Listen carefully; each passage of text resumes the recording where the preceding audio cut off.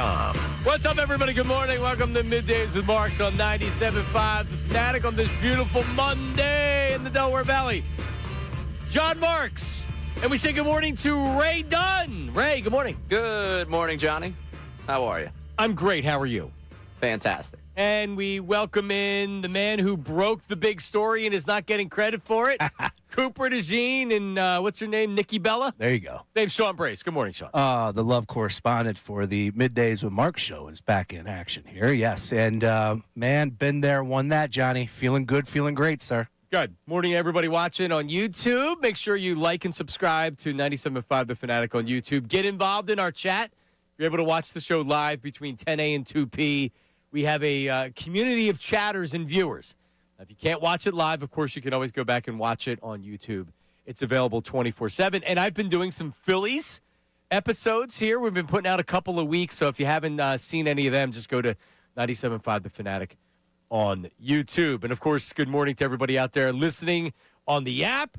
And, the frequency, 97.5 The Fanatic, like us old heads listen to the radio, Sean Brace. Bang it.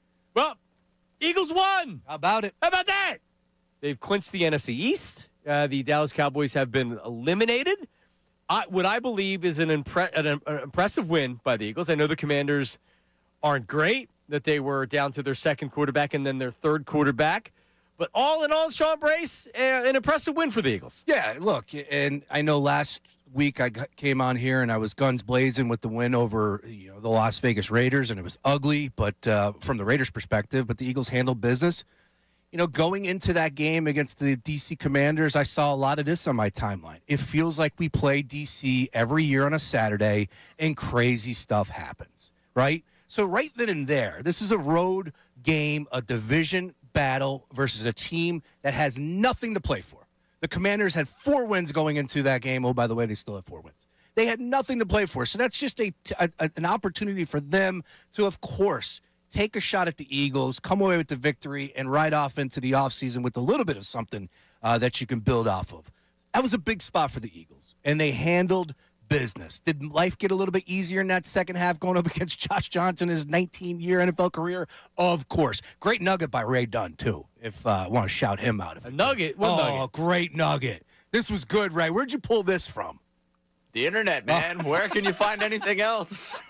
Oh, you weren't in a sports encyclopedia? No. What is the nugget? I don't give know us the nug, man. Give us the nug. Come on. You're making me go find it again. All right. Well, it was Josh Johnson started against the Eagles in his first season in the NFL. Asante Samuel picked him off twice. Leonard Weaver scored a touchdown that game. That day, the Phillies beat the Rockies 6-5 in Game 3 of the 2009 NLDS. In both that game and the game on Saturday, Jeremiah Trotter had a tackle. Leonard Weaver. Wow, look at that. Leonard Weaver mentioned.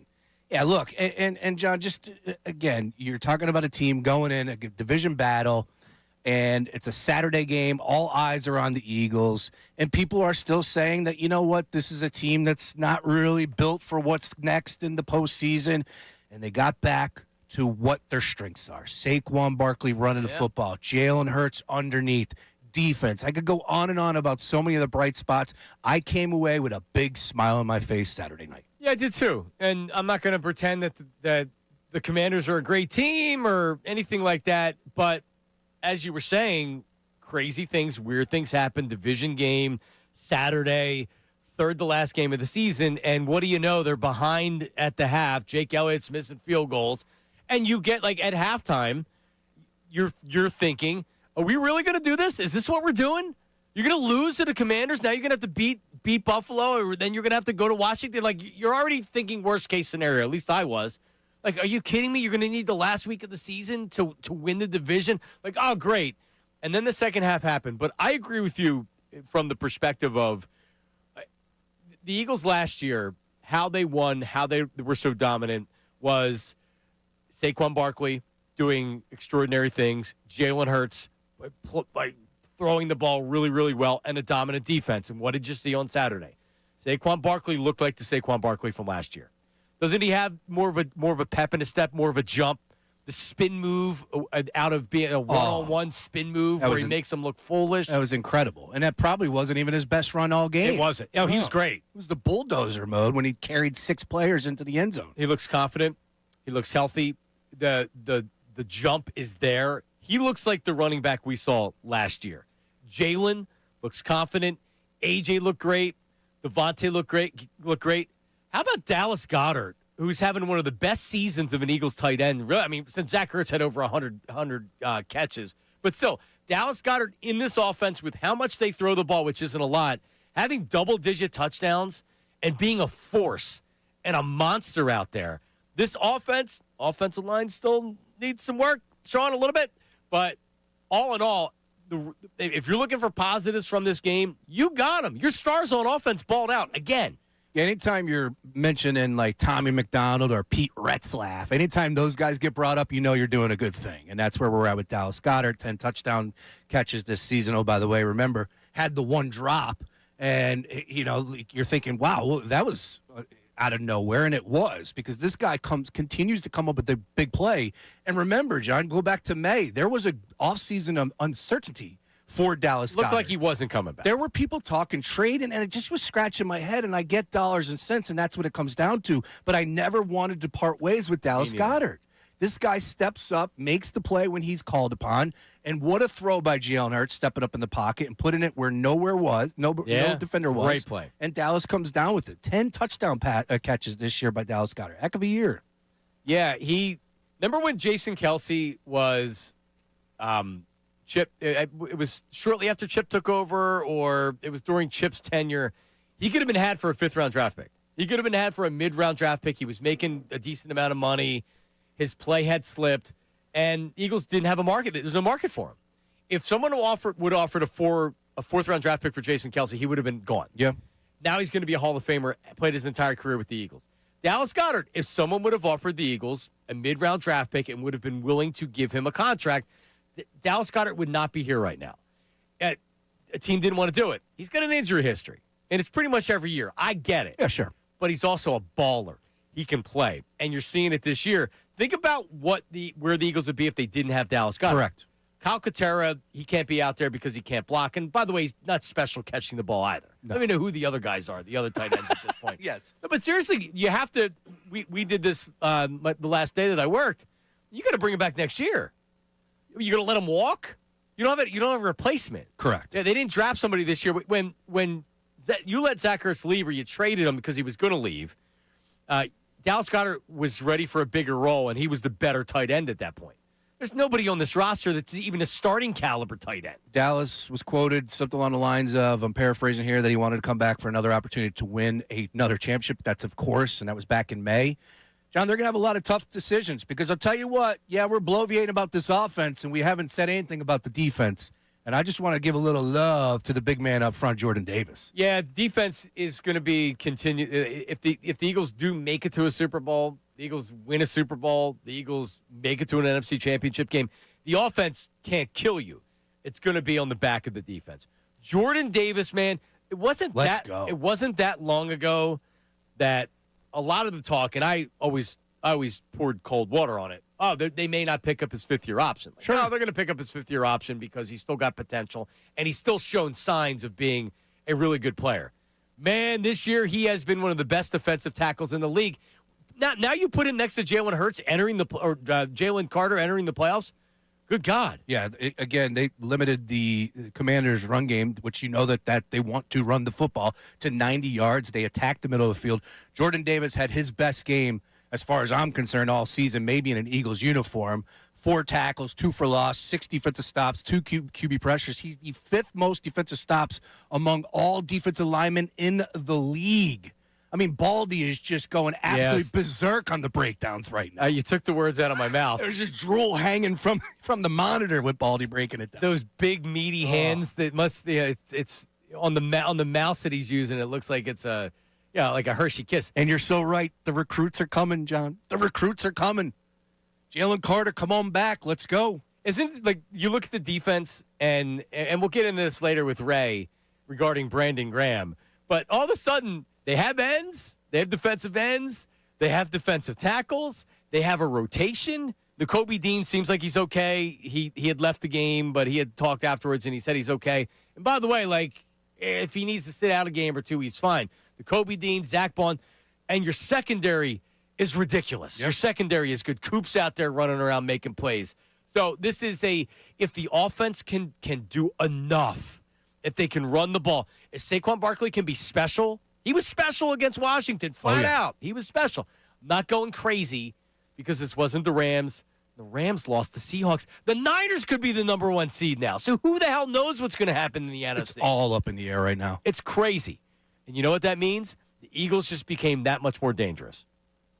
Bingo. 610-632-0975. 610-632-0975. That's the phone number. That's the text line. Do you find joy in the Eagles winning another division title? I sure as hell do. So does Saquon Barkley. Talked about after the game balancing it and being focused on bigger goals. We'll play that for you, and we'll get your reaction. This win against a bad team, or does this mean a little bit something more to you? We'll discuss it coming up next. Middays with Marks with Brace, 97.5 The Fanatic.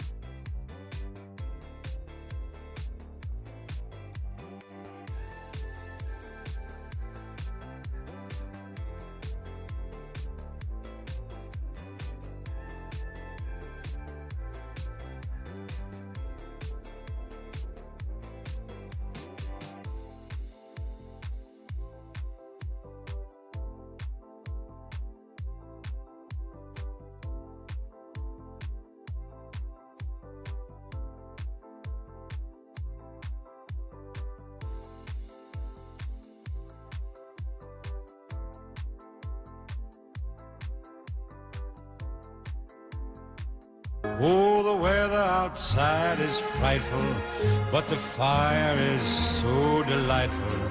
And since we've no place to go, Let it snow, let it snow, let it snow. Oh, yeah. It's Christmas soon? I hadn't heard. As I wear a 6'7" Grinch sweatshirt today. You know, unfortunately, John, with the kids these days, right? I'm now sucked into this new way of going about Christmas music for the first time in my life. Kids Bop. Oh, I went to a Kids Bop concert. Oh, that's right. I remember you telling me this. So Camden. on Thursday, we were up all over in Yardley doing the Shady Brook Farms and all that. I was in the car for 4.5 hours. Kids Bop for literally that and Demon Hunter. Huntrix for about a half an hour. Kids Bop for 4 hours. Bing Crosby ain't got nothing on the Kids Bop. We're finally done Kids Bop because the kids are older now. Nice. But Good. yeah, I had years of Kids Bop. Oh, I can tell you if you ask Alexa to play Kids Bop, I can tell you the roll of songs. Like it was me listening to one of my favorite CDs, like Dr. Dre Chronic 2001. I can tell you the roll with Kids Bop. Lord. Football Mondays brought to you by the local Bryant Home Comfort Team. Visit nopaybryant.com to keep your HVAC or the HVAC. Keep your HVAC in the starting lineup. Saquon Barkley after the game talking about winning that second straight division title and balancing the bigger goals that they have. Here's Saquon. You got to be present in the moment, enjoy it. Back-to-back MC East champion, something like you said hasn't been done in 20 years. It's a big deal, but it's kind of like you enjoy it now, take the day off, and then right back to work. And that's the mindset that we're going to have and we got to have, and we're trending in the way we want to, so just got to keep building. Nick Sirianni after the game looked like he was gonna celebrate for a week or so. He was pumped up. Well, when you take over the offense, you start putting things together like he has for these last couple of weeks, he's feeling himself, right? No, and if you didn't see the video, he was like going crazy and spraying champagne and things like that. And you know what? He should. Winning the NFC East for a second straight year hasn't been done in 2 decades. And the run that this team is going on right now, there's nobody that believes, we're satisfied now because we won the NFC East. I'm not going to focus on the bigger goals. Of course they're going to do that. But there's something to be said for take the wins in life, man. Like we know how bad it can be around here, even when you're winning. Just ask Jalen Hurts and the Eagles this year. You got to take those W's, man. You got to enjoy them. Absolutely. Okay, don't worry about it. Enjoy the win, man. And I was happy to see him react like that. And you know what? Also, it's a cue for the team to say, hey, stop, like loosen up a little bit, guys. Let's go. Let's enjoy this. Everybody knows they have to move on from it quickly. You're so right about that because that's the one thing he does. He leads by example. He's even keel. He's not over the top, not, underwhelming when it comes to victories like this. And, oh, by the way, Hurts and Sirianni, the success that these two are having is just incredible. 5 seasons, 5 playoff berths, 3 NFC East titles, 2 conference titles. Of course, got the Super Bowl ring, back in it, and who knows what's going to happen this year because as we discussed a little earlier, things are up for grabs right now in the NFC and the AFC as well. This is a crazy year. The Jags have a chance to be the I had somebody tweet me yesterday talking about how Denver's going to be tough at home because I was giving props to the Jags. I go, are you aware that the Jags are beating Denver right now as we speak in Denver? Like, what is going on? Yes. Trevor Lawrence with Liam Cohen looks like a different Liam Cohen's the real deal. Legit. He's the real deal. Yep. Man, the Jags look good. Ray, how are you feeling about the win? We haven't really heard from you this morning. How are you feeling today? I'm good. I'm feeling good about the win. It was very reminiscent, that second half, of what 2024 was. You had a first half where everyone freaked out. At halftime, everyone was wondering whether or not they could actually enjoy this team ever again. And then, slowly, you just wore down a bad team. Now, granted, Josh Johnson was on the other side for that second half. That does play a role into this. It's not the prettiest of all wins, but you were up, 29-10? Like, come on. That game, they get the garbage time late. You took control of that game. You did what you needed to do on the road against the Commanders. And offense is giving you encouraging signs over the last 2 weeks. And you hear me say next because I'm already focused on what's next, because if they didn't take care of business, I'd be freaking out. For me, it's a win. All right, turn off the television. Good stuff. I don't have to freak out tomorrow. Yeah, they came out and dominated in the second half. They did. Came out and dominated. It's what you want. Right up until, how about Tank Bigsby? Every time this dude gets the ball, it's like he's running with a purpose and with madness. Feels like he's got some fresh legs right now, right? Man. as the offense as a whole, John, over 200-plus yards, right, between Tank, Jalen, and Saquon. It's a great balanced offense, but obviously the focus is on the run game. Over 200 yards, 118 for Saquon, 6.1 yards per carry. That's pretty darn good. And you know what, with Saquon, and you heard him after the game, and he was one of the people that came out and said, they're like, on the sideline, everybody's like miserable and everybody's tight. Yep. He really has shown his leadership this year, to where he's not just saying like different guys have different styles of leadership. Brandon Graham is very positive.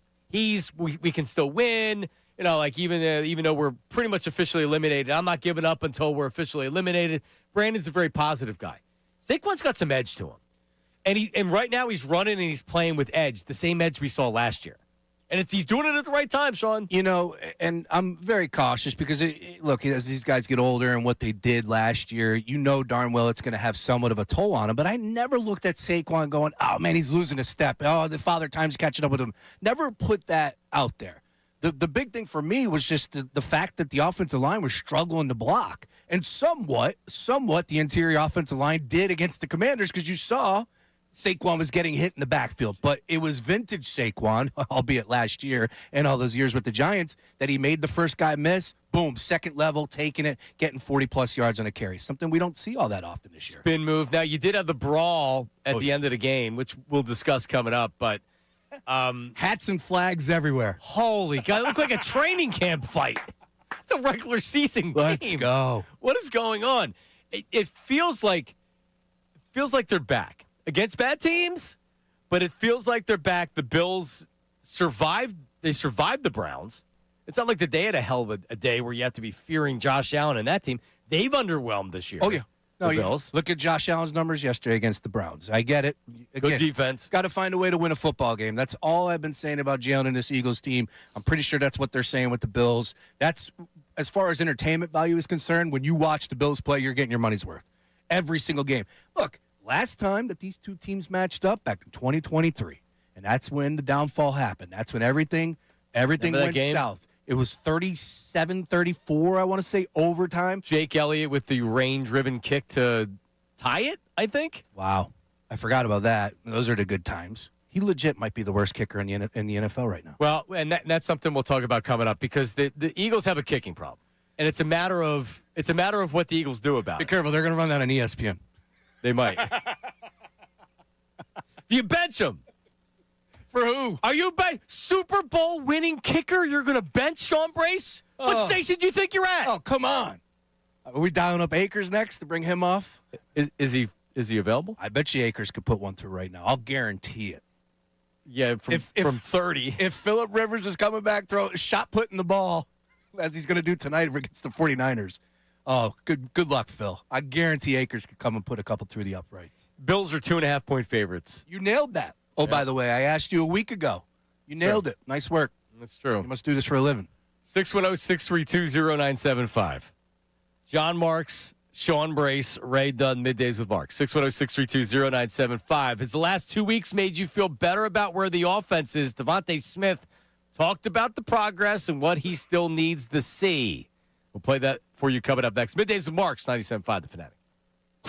Now on 97.5 The Fanatic Sports Update. Back-to-back NFC East titles. I'm Ray Dunn with this Fanatic Sports Update, and the longest-running graphic in NFL television history is officially gone. The Eagles win back-to-back NFC East titles. It's the first time someone's done that in over 2 decades. The Eagles with a 29-18 win over the Commanders on Saturday. Saquon Barkley looking like his 2024 self with 132 yards and a touchdown. Jalen Hurts, 185 yards through the air and a pair of touchdowns. Hurts after the game talking about winning the division. Got a lot of ball in front of us. It's a great accomplishment today, given all the success and all the competitive football that is going on in this division over the last 20-plus years. To be able to win it back-to-back is a huge accomplishment.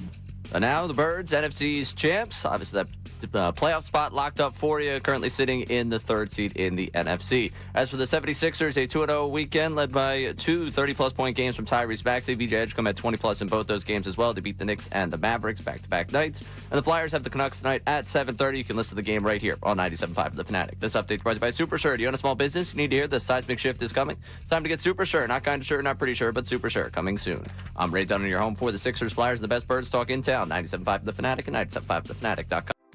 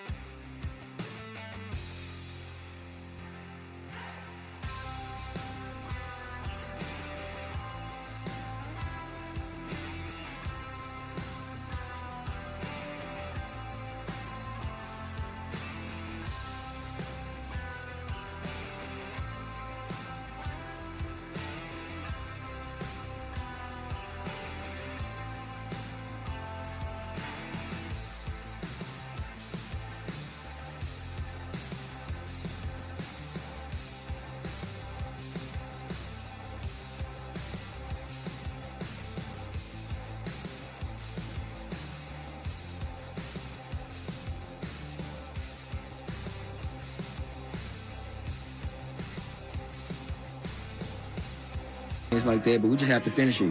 We have good plays, and then it comes apart. We kind of stall, not executing it. But like I said, it was some good things today. Just got to finish the drive. That was Devontae. That first half, not great. Didn't finish drives. Not great. No. But every team in the NFL, not everybody's flawless, Sean. Not everybody plays 2 perfect halves of football. And it was a great start. The fumble on the kickoff, that's how you want to get things going, right? All right, so let's just do this now, all right?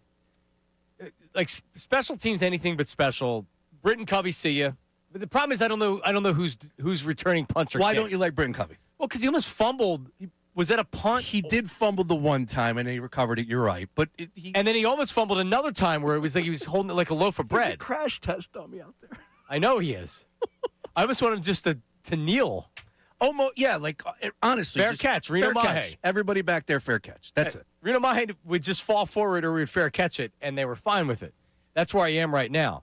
You can't fumble kickoffs and punts. No. I can't worry about you turning the ball over if you're a returner. Period. There's nothing more scary, and I don't worry about him not fielding the punt because that always sucks when you have a punt returner that's not confident back there, and it's like, oh my God, he's gonna fumble it. No, he catches everything. He just fumbles because he's little and he gets cracked. Yeah, no, you're right. When it comes to special teams, all those years with the Eagles having success, you never thought twice about Jake Elliott missing a field goal. You never thought twice about somebody fumbling a kickoff or a punt return or doing something stupid. Special teams was always solid and answered the call. Now, it's a little frustrating, right? And like the Eagles do have a kicking problem, which is just crazy to say here in Week 16, closing up shop. All right, Ray, let's put this up on our YouTube chat because you can actually, that's one of the reasons to get involved in the YouTube chat. We put up instant polls.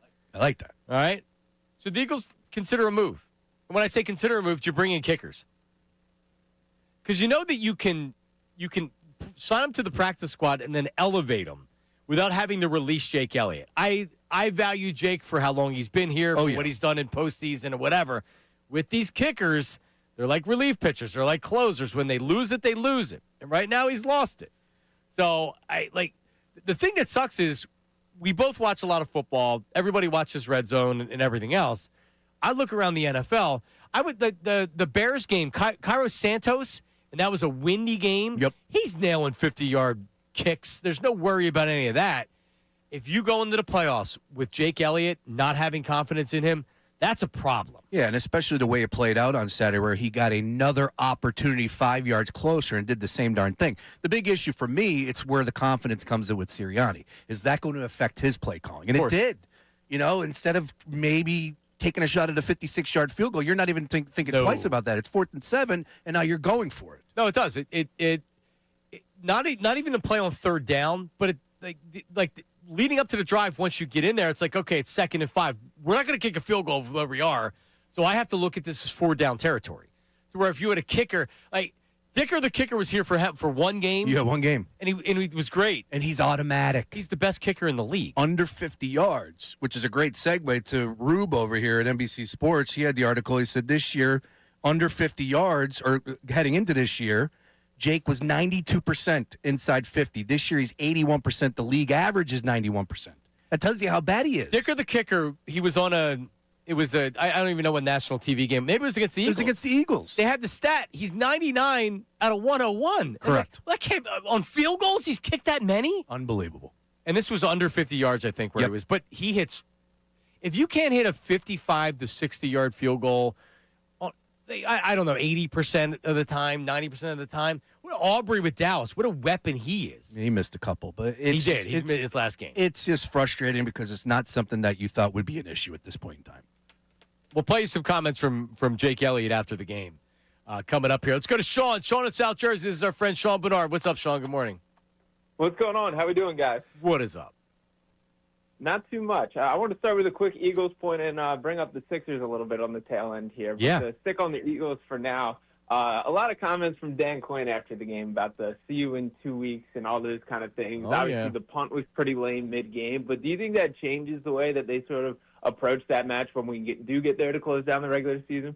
We will we'll break that down a little bit later on as far as the last game. I mean, honestly, we'll see in 2 weeks. Well, the Eagles may not be playing their starters, dummy. Yeah. And you're going to try to win that game, so you ruin your draft spot? Perfect. Why don't you come up to the Lincoln Financial Field and win so you cost yourself a couple draft spots if it doesn't matter for the Eagles? Like, what a soft reaction out of the entire team, man. It really, unbelievable. It really was. And the comments afterwards, I'm sure that, the juices were flowing, punches were being tossed, flags and hats everywhere. But the comments afterwards were really, just weak. Because at the end of the play, or the reason why that Sirianni did it, it makes sense. He bumped it up to 19. That's 2 touchdowns, 2-point conversions, and a field goal. There it is. It's in his notes. Sirianni is not doing anything other than what's in his notes. There you go. Thank you, Nick. All I know is Brett Toth better have his head on a swivel in 2 weeks. I'm the smartest coach in the world. All right. What do you got on the Sixers, Sean? So I'll say it was great to see the Eagles take care of business against the Commanders, obviously. But the victory in Philadelphia that moved me a little bit more that night was 2 hours later with the Sixers taking down the Knicks. And more so than just the win, VJ Edgecombe scoring 8 points in crunch time, making a defensive play. I think the pathway to Tyrese Maxey and VJ Edgecombe being the best guard duo in the NBA is pretty clear and in the not-too-distant future. I think it's time for people to start getting fired up a little bit about this team, and curious where your head's at on that. Well, I would agree with you if there wasn't one big but. Joel Embiid. That's the but? Yeah, I just have no interest in seeing him, ever. Watching the game, they're a better team without Joel Embiid. There's growth without Joel Embiid. The bone is in there, blocking shots and looking great in crunch time. You don't need Herman Munster out there slogging around because that's what he is at this point. He's so much talent, and he can still offensively.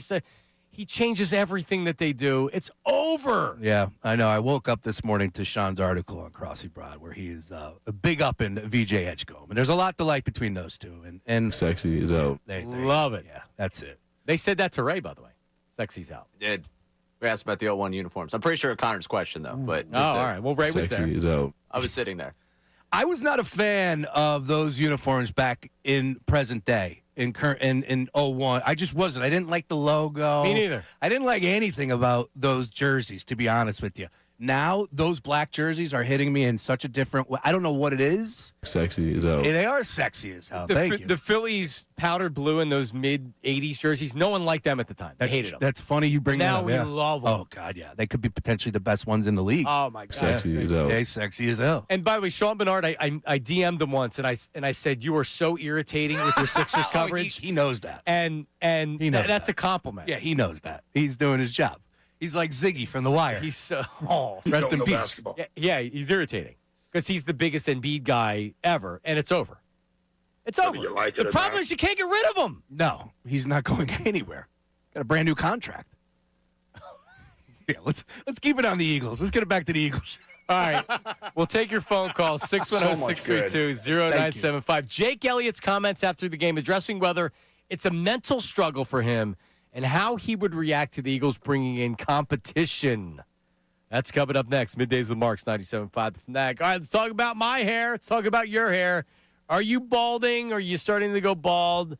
It's natural. You get to a point in your life where it's like, man, damn, my hairline's really receding. I noticed when I got a new driver's license picture taken, and you kind of compare them, right? And it's like, holy crap, I've lost a lot of hair. So if you want to get your hair back, you can do it. You can do it with the experts in the industry, Morgenstern Hair. That's right. Same crew that however many years ago did my hair.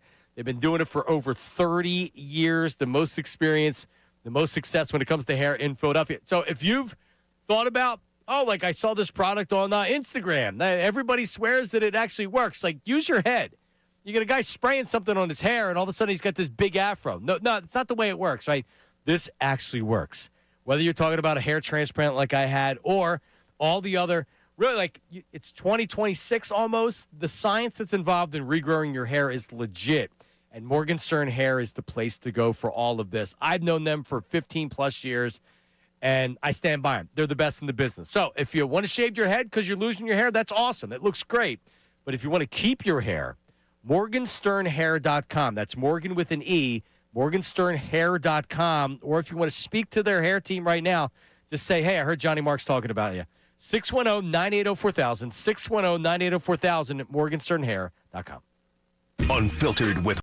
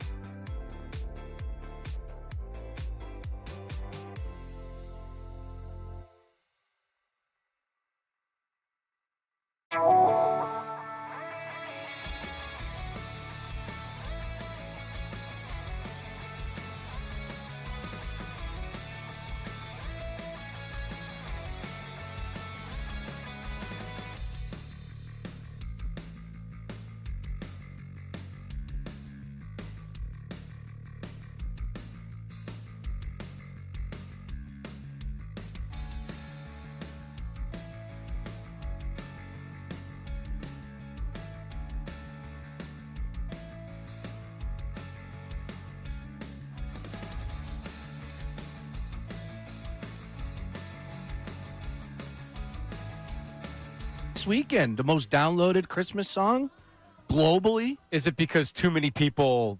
Because Mariah's been This song's been the song of Christmas. She owns this. Been like UCLA with Bill Walton winning 10 straight. That's what Mariah Carey was. At some point, you can't win every year. Like the Yankees of the 30s. Yeah, you can't win every year. I like Run, Run, Rudolph. It's a good one. It's not the best of all time, but that's probably my my favorite by Chuck Berry. Yeah, look, I don't want to go against the grain because more and more I've been just trying to listen to like other stuff that's Christmas, like the Motown Christmas, James, that stuff. Well, if you put on the radio where you hear the same Brenda Lee or whatever, the same songs. Yeah, but, the hits are the hits. Hits are the hits. Yeah, you can't go against them. Hits are the hits. Well, speaking of hits, maybe Jake Elliott could hit that ball a little differently. After the game, and it's tough because we know what he's done in 2 Super Bowls. We know how big the kick he was in the first Super Bowl. He's been really, really good. Best kicker in franchise history. For sure. Okay, then. Not even close. Yeah. But as the league evolves, having a guy that can hit 50-plus on a consistent basis ain't all that special anymore. And all of a sudden, Jake Elliott's went from being one of the top kickers in the league to where, he's one of the worst kickers in the league. You got one job, Holmes. Make the kick. That's it. They don't ask you to hold anything. You don't got to really tackle anybody. Put it through the uprights. And he knows that it's performance-based. Here's Jake Elliott after the game talking about it. No, honestly, not at all. So that's kind of what's frustrating about it is I don't feel like that at all. Kind of wish it was. It would be easier to fix. So, no, I mean, it's something I'll have to go take a deep dive on and watch the film. And no one's harder on themselves than myself. So, like I said, frustrating and got to be better. Yeah, they asked him if it was a mental struggle, and he says, "Well, I wish it was." Well, you don't know, or you're not admitting it. I mean, I mean, is it a mechanical issue? I mean, the ins and outs of mechanical field goal kicking, I don't know. He did push everything left. He did. So it is possible. Correct. But it's also, there's no way that when he's stepping up there, he's not at least thinking about missing it. Yeah, that's what you're going to be worried about it because it is a mental block at this point in time, somewhat, I would imagine. But, is that something that's going through his mind? I don't know. Did the wind push it? I don't know. I just thought for sure when he had another opportunity 5 yards closer after getting that kick that he was going to make it, and he did not, which was very frustrating. And like you said, the stats are there, and that's why that conversation needs to be had. They better be discussing it. If they're not doing their job. And the question would be who's out there. But, I mean, these guys come out of nowhere all the time, and they find them. Now, do you want to do that heading into the playoffs? I don't think that they bring anybody in, or I don't think they sign anybody. I don't know who's out there. I would bring guys in just to see. This has less to do with Jake Elliott and has more to do with, all right, are you really going to bring a new kicker in, and then he's going to be kicking in a big spot in the playoffs, and he misses it? Right? Then you bring a young Ho Koo for the Giants. No, the Giant. No, if you want to lose your job, you want to not be a kicker anymore in the NFL. Go to New York to be a kicker or a punter. What a disaster that was. I would just say this to Jake: start making your kicks because look what happened to Patullo's house just for a couple bad calls. All right, you miss a kick in the playoffs. I don't know what's going to happen. Flaming bag of dog poop outside your door. At the very least. Ray, what would you do with Jake Elliott? I mean, you're kind of stuck, right? There's not much you can do at this point. You want to bring in competition? Sure. Is the guy right now on the street going to be better than Jake Elliott? I guess he's not going to miss 3 field goals, but he comes in here. You want to move off of Elliott? There's not a lot that you could do. They could miss 3 field goals, or they can miss one in a really big spot that costs you a game. You kind of put yourself in this bind when we all bought into the whole, oh, yeah, we're going to change long snappers, and that's what's going to fix Jake Elliott this season after last season. All right. Elliott got off the hook like other people for 4 years because, hey, they won, Available kickers right now, Sean just mentioned Koo, who can't even kick the ball. Literally, I've never seen that happen before. Just swung and missed. Yeah. I can't even describe it. Yeah, that's a no on him. Yeah. Matt Prater, who's 41 and has been around. I don't need him. Yep. Eddie Pinero, who was, I think he was with Carolina last. Zane Gonzalez, who was cut by Washington this year. Austin Siebert, who was cut by Washington this year. Oh, wow. Cade York. I already don't like the name. So, you know what? So you know how you solve this? You just don't kick a field goal like you had said. Sirianni's going to have to work around it. And then if he's able to find the stroke again, then you have more confidence in putting him in there. But to me, this feels like a big deal going into the playoffs. I agree. And maybe you don't subscribe to what you were just saying earlier, that it might be best you bring somebody in like, hey, now we got your attention, Jake. You can sign a kicker to the practice squad and then get him in here and see what he looks like. And if you have another bad game, then it's like, all right, I feel like we got to do something. That's probably where I would lean if I'm Howie. Again, I have all the love and admiration and respect for this guy, but it can't happen. You can't miss field goals. You got one job. Make it. Let's go. Talking about the bleeping kicker here. So Jake Elliott talked about bringing in competition. Here's what he said. I understand it's a production-based business. You see it all the time, so that's out of my hands. That's out of my control. All I can do is kind of put my head down and keep pushing. That's a fun question to ask him. It's nice work by whoever asked him in that locker room. Oh, by the way, they were banging some Stevie Wonder. I like that. Nice little soundtrack going on down there in D.C. Yep. Yeah, I like that. Party. Nick Sirianni comes flying in, spraying champagne. Poor Jake Elliott's being asked about bringing competition, and Stevie Wonder's playing in the background. A lot going on in the Eagles locker room. Yes. Now, are we hanging the banner, Ray? Should we hang an Eagles back-to-back division title banner? You kind of have to, right? Yes. I mean, for the fact that you just ended what was the longest-running bit in television history. I'm kind of disappointed. Now, Mike Tomlin has the longest-running graphic in there television. it is. Sean said it earlier. I said that's one they need to hang the banner. Yeah. The Eagles used to have it with the salary. They were the best in the salary cap. So they had the salary cap Super Bowl trophy. They never actually won the Super Bowl. That's true. Joe Banner won it. He has a ring. 19 seasons, 500 or better. Just quickly on this, like, it's not about that. It's not. Like, when I was critiquing and criticizing, obviously the same thing there, Tomlin 2 weeks ago, it was about the fact that they haven't won a playoff game since 2016. Thank you. Okay, so you're the Pittsburgh Steelers, one for the thumb. Big bad Steelers, we win Super Bowls. Bradshaw, Roethlisberger, go on and on. You haven't won in the playoffs, so you're content, you're happy because you don't have a 500 or less season? Like, come on now. Well, you know who cares about that? The graphic. Because I don't know if the Steelers care about it. I know their fans don't care about it. No, they don't. No, the fans have Tomlin fatigue. They're ready to move on. I think Tomlin might be ready to move on, but then they win another division. And is he really going to leave after one? Now, if they lose their first round playoff game, I think there's a good chance he's gone. If they win a playoff game, he's not going anywhere. But that's fine. And then, you know what? I have egg on my face if they win a playoff. But it doesn't change anything big picture. This team's not winning a Super Bowl. It's not a Super Bowl caliber team. It's not. And no. Like with Andy Reid, everybody wagged their finger. Chris Berman, be careful what you wish for. Yep. And then Andy Reid went to Kansas City and has done fantastic. And the Eagles have done fantastic too. Look at the Jacksonville. They found Liam Cohen. Look at Sean McVay in Los Angeles. If you're a good organization, you can find good head coaches. The Steelers can find a good head coach, right? And for Tomlin, maybe a fresh start in New York. Yep.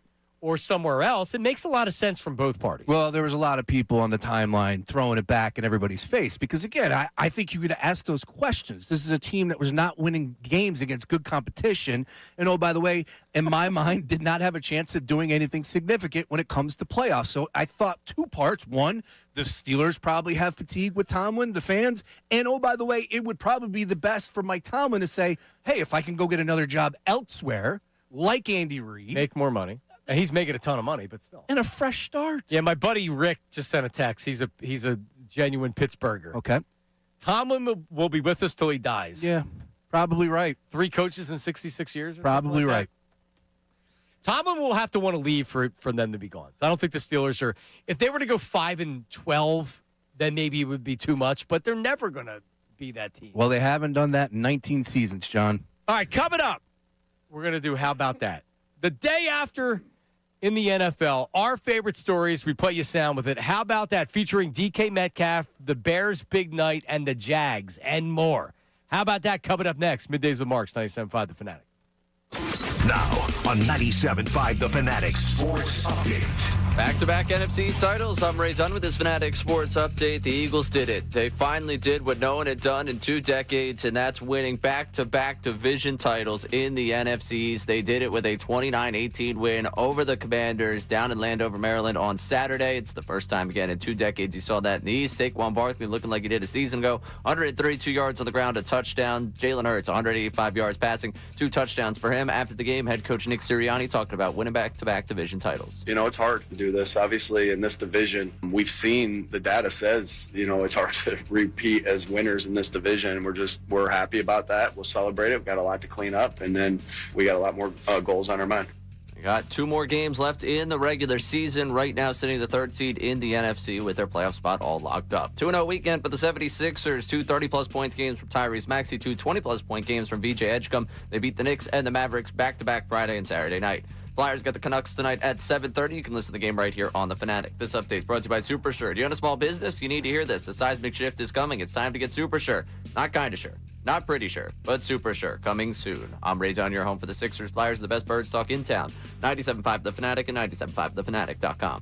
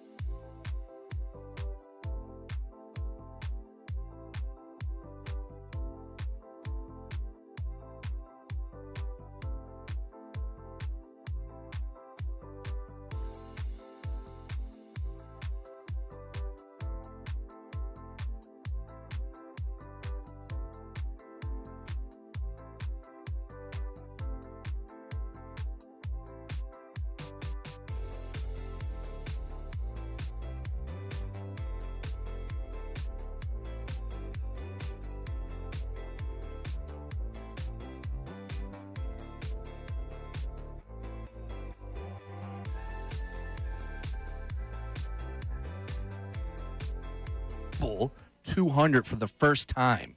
Ooh. How about that, sports fans? Oh, speaking of how about that? How about that? That's coming up in a second. So it's global. It's not. No, this is worldwide. Okay. Is that what we use for the show, Ray? Do we go worldwide? Yeah. Okay. Yeah, we're a worldwide show. This is a global show here. Yeah. I mean, listen. We broadcast all over the world on the internet. People in Thailand might be watching right now, right? We got a great Thailand audience. Sure. Good. Thank you. Thank you for tuning in. Yeah, George Michael died in 2016. Yes. I didn't realize it was that long ago. Yeah, I mean, Sean was a big Wham fan. Oh, yeah. I mean, that hair. Come on, man. Oh, I mean, talking about being handsome. You know, he's right up there with Jason Martinez from Channel 29. That's it. Oh, he's got good hair. Yeah, he does. It's a good call by you. Yeah. That's a good-looking dude right there. Oh, yeah. Martinez. But and Ray for the 25 and under crowd. He's also high in the power ranking. I was thinking about Ray a couple days ago. Something came across my timeline. How about that? Yeah, it's like, man, 2026 is going to be a fun year. We got to find Ray some love. The year of Ray? Oh, the year of Ray, no doubt about it. Yeah, it'll go about as well as the summer of George. Ray, would you date a girl named Ray, R-A-E? I mean, that depends. There's a lot of factors that go in there. Probably not. Well, off the grip there, probably not. But yeah, but you can't. Love has That's a what I'm funny way saying. of finding itself. It would have to be the right situation. But if you're on one of your apps and you see the person's name is Ray, are you not trying to connect because their name's Ray? I mean, that's funny. That's probably an easy opening line. So yeah. It is. Yeah. There's a female act out there that's dominating the global pop charts right now, believe it or not. Ray, R-A-Y-E. Excuse me, R-A-Y-E. Oh, It's another way to have competition with your own name, right? That's ridiculous. Everyone's taking my name. Or you could just go, she would call you Raymond, and then you'd have to be Raymond Dunn, and you couldn't go by Ray anymore. It's just such a long name. Is that your government name, That's Raymond? my government name, yes. What's your middle name? Patrick. I know we're going to talk about some government names coming up here. What a segue. Elite. This guy's done this before. All right. Well, let's get to how about that? When you see something great. How about that? When you see something you hate. How about that? When you see something you just need to tell someone about, hit them with a How about that? All right. How about that? Sean's going to lead us off. Yeah, let's go ahead and start with this. The improbable just happened right before our eyes on Saturday night. Yeah, and that's recovering an onside kick. The Bears taking out the Green Bay Packers. We know the final score 22-16, but the probability was about as low as it gets. I think 0.5% before recovering an onside kick. The Bears did exactly that, and, man, I still can't believe they were able to get this. Come on, Romeo Dubs. What are you doing? Field the ball. Here's Santos bouncing the ball around. It's not picked up until the end. The ball is loose.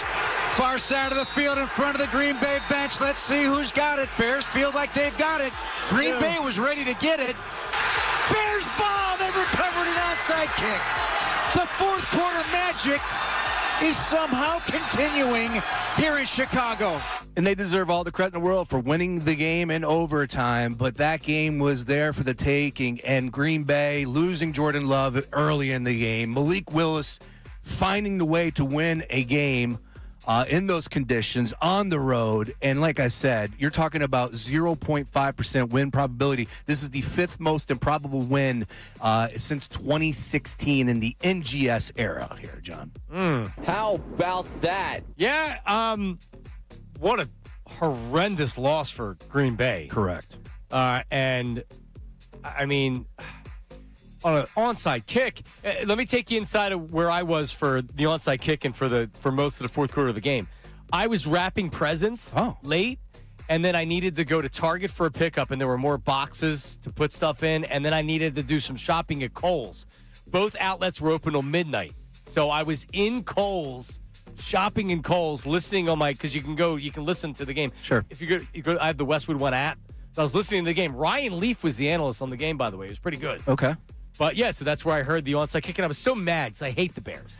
Look, the Packers, it too. wasn't the best game, right? From a sports gambling standpoint, the same game parlays, like the timeline wasn't exactly buzzing. I think there were 6 total points in the first half. Yeah. But that fourth quarter was electric. Of course, the way the game ended was tremendous, but just meant so much more. And again, it comes back to how much do you really believe in the Chicago Bears. Yeah, they beat the Eagles. They lumped them up pretty good. But if there was a rematch, where do you stand on that one? Well, I'm going to have fun watching them lose in the first round because if they're the number 2 seed, then they could be facing the Rams, Yep, the 49ers, the Seahawks.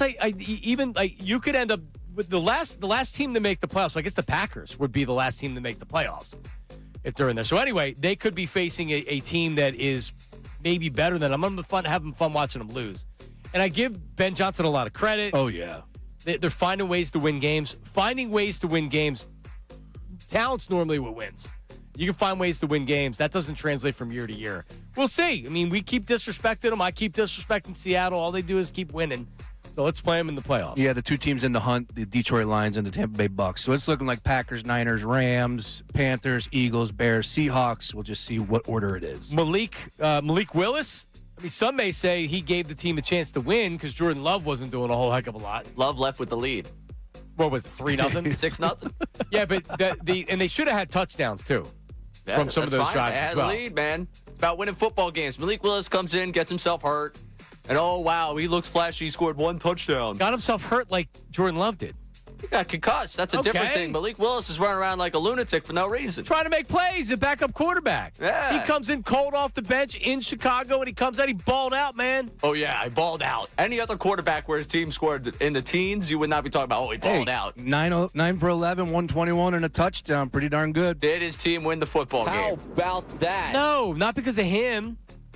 Could have won in overtime, man. By the way, bad play calling by LaFleur, too, late in that game. All right, so when was the last time we saw anything quite like this?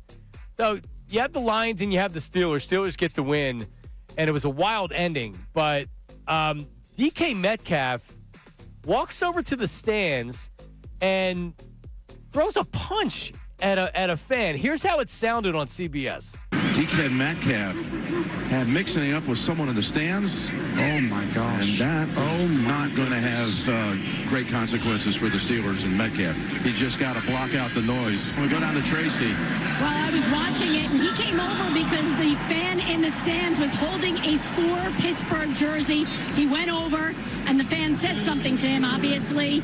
Metcalf did not like what he said, and you saw the swipe there. No Steelers came over to him and mentioned anything. We'll see if the league takes action, guys. Another angle of the video. Did you see the other angle? Oh, yeah. It made it look worse because he was pulling his hair, and then he tried to punch him, and the fan didn't really do anything. He was just hanging over the rail trying to get ripped over. According to him, yes. So the fan identified himself as Ryan Kennedy. So again, this is in Detroit, but it's a Steeler fan with a number 4 Metcalf jersey.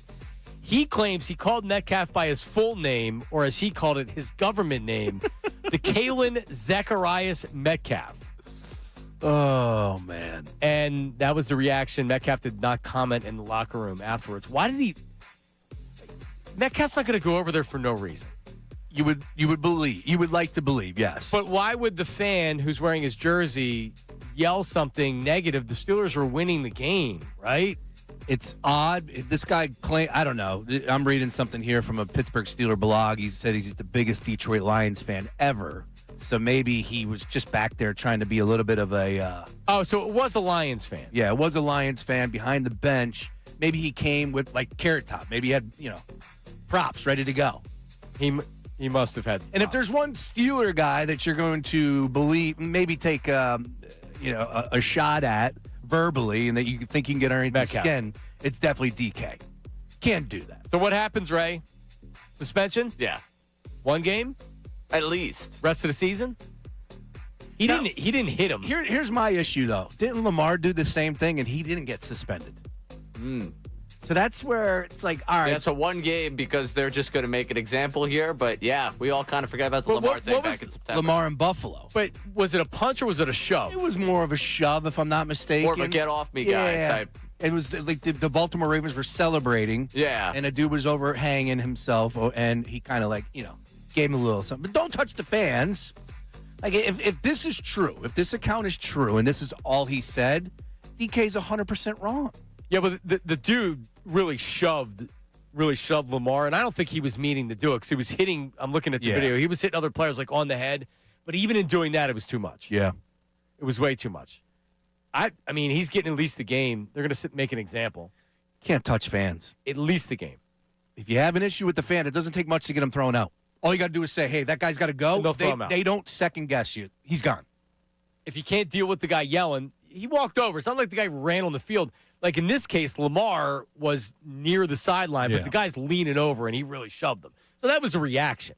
This isn't like a reaction. You can't have that reaction. I still thought Lamar was going to get a little bit more than what he did get. You're totally right with the way it played out.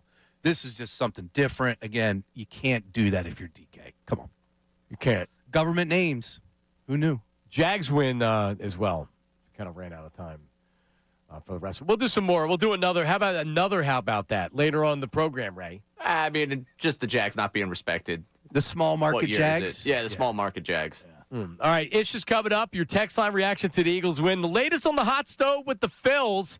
What do you make of the standoff with JT? Is he really going to be going elsewhere? We're talking about that coming up next. Middays with Marks on 97.5 The Fanatic.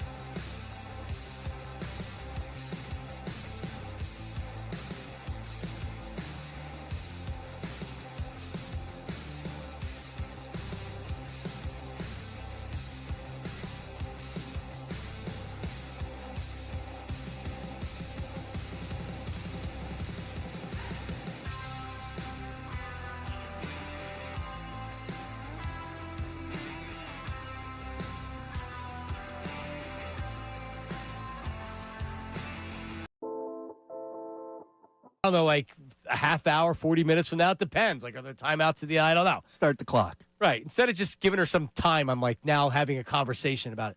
But so it's like, okay. And then like 5 minutes to go in the second half, I don't want to be, it's hard for me to be navigating around looking for addresses because you Google it. Okay.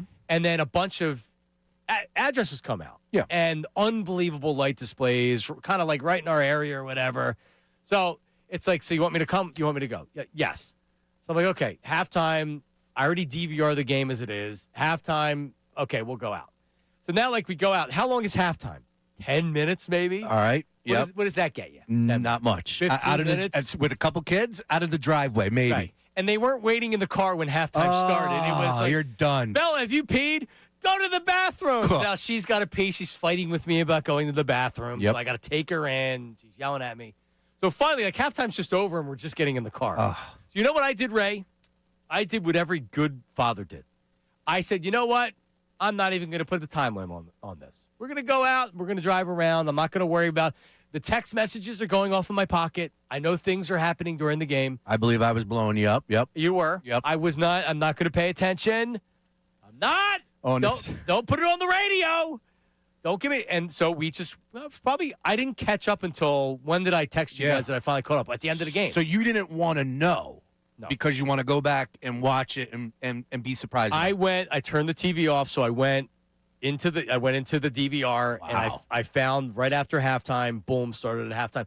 Now it's easy because you can go through the commercials and like on defense, I don't need the commentary of what they're talking about necessarily the whole time. So you can catch up pretty quick. It's pretty funny you bring that up because you think of an actual how long does a play last? There's a lot of filler when it comes to football. Right. And they were running pace. They were having a lot of success on offense when they were running pace because they were picking up first downs. So then it's just like you can't – because the little button on the Xfinity remote, if you hit it, it fast forwards at 30 seconds. On a regular offense, when they want to wind the clock down, that'll take you from play to play pretty much every time.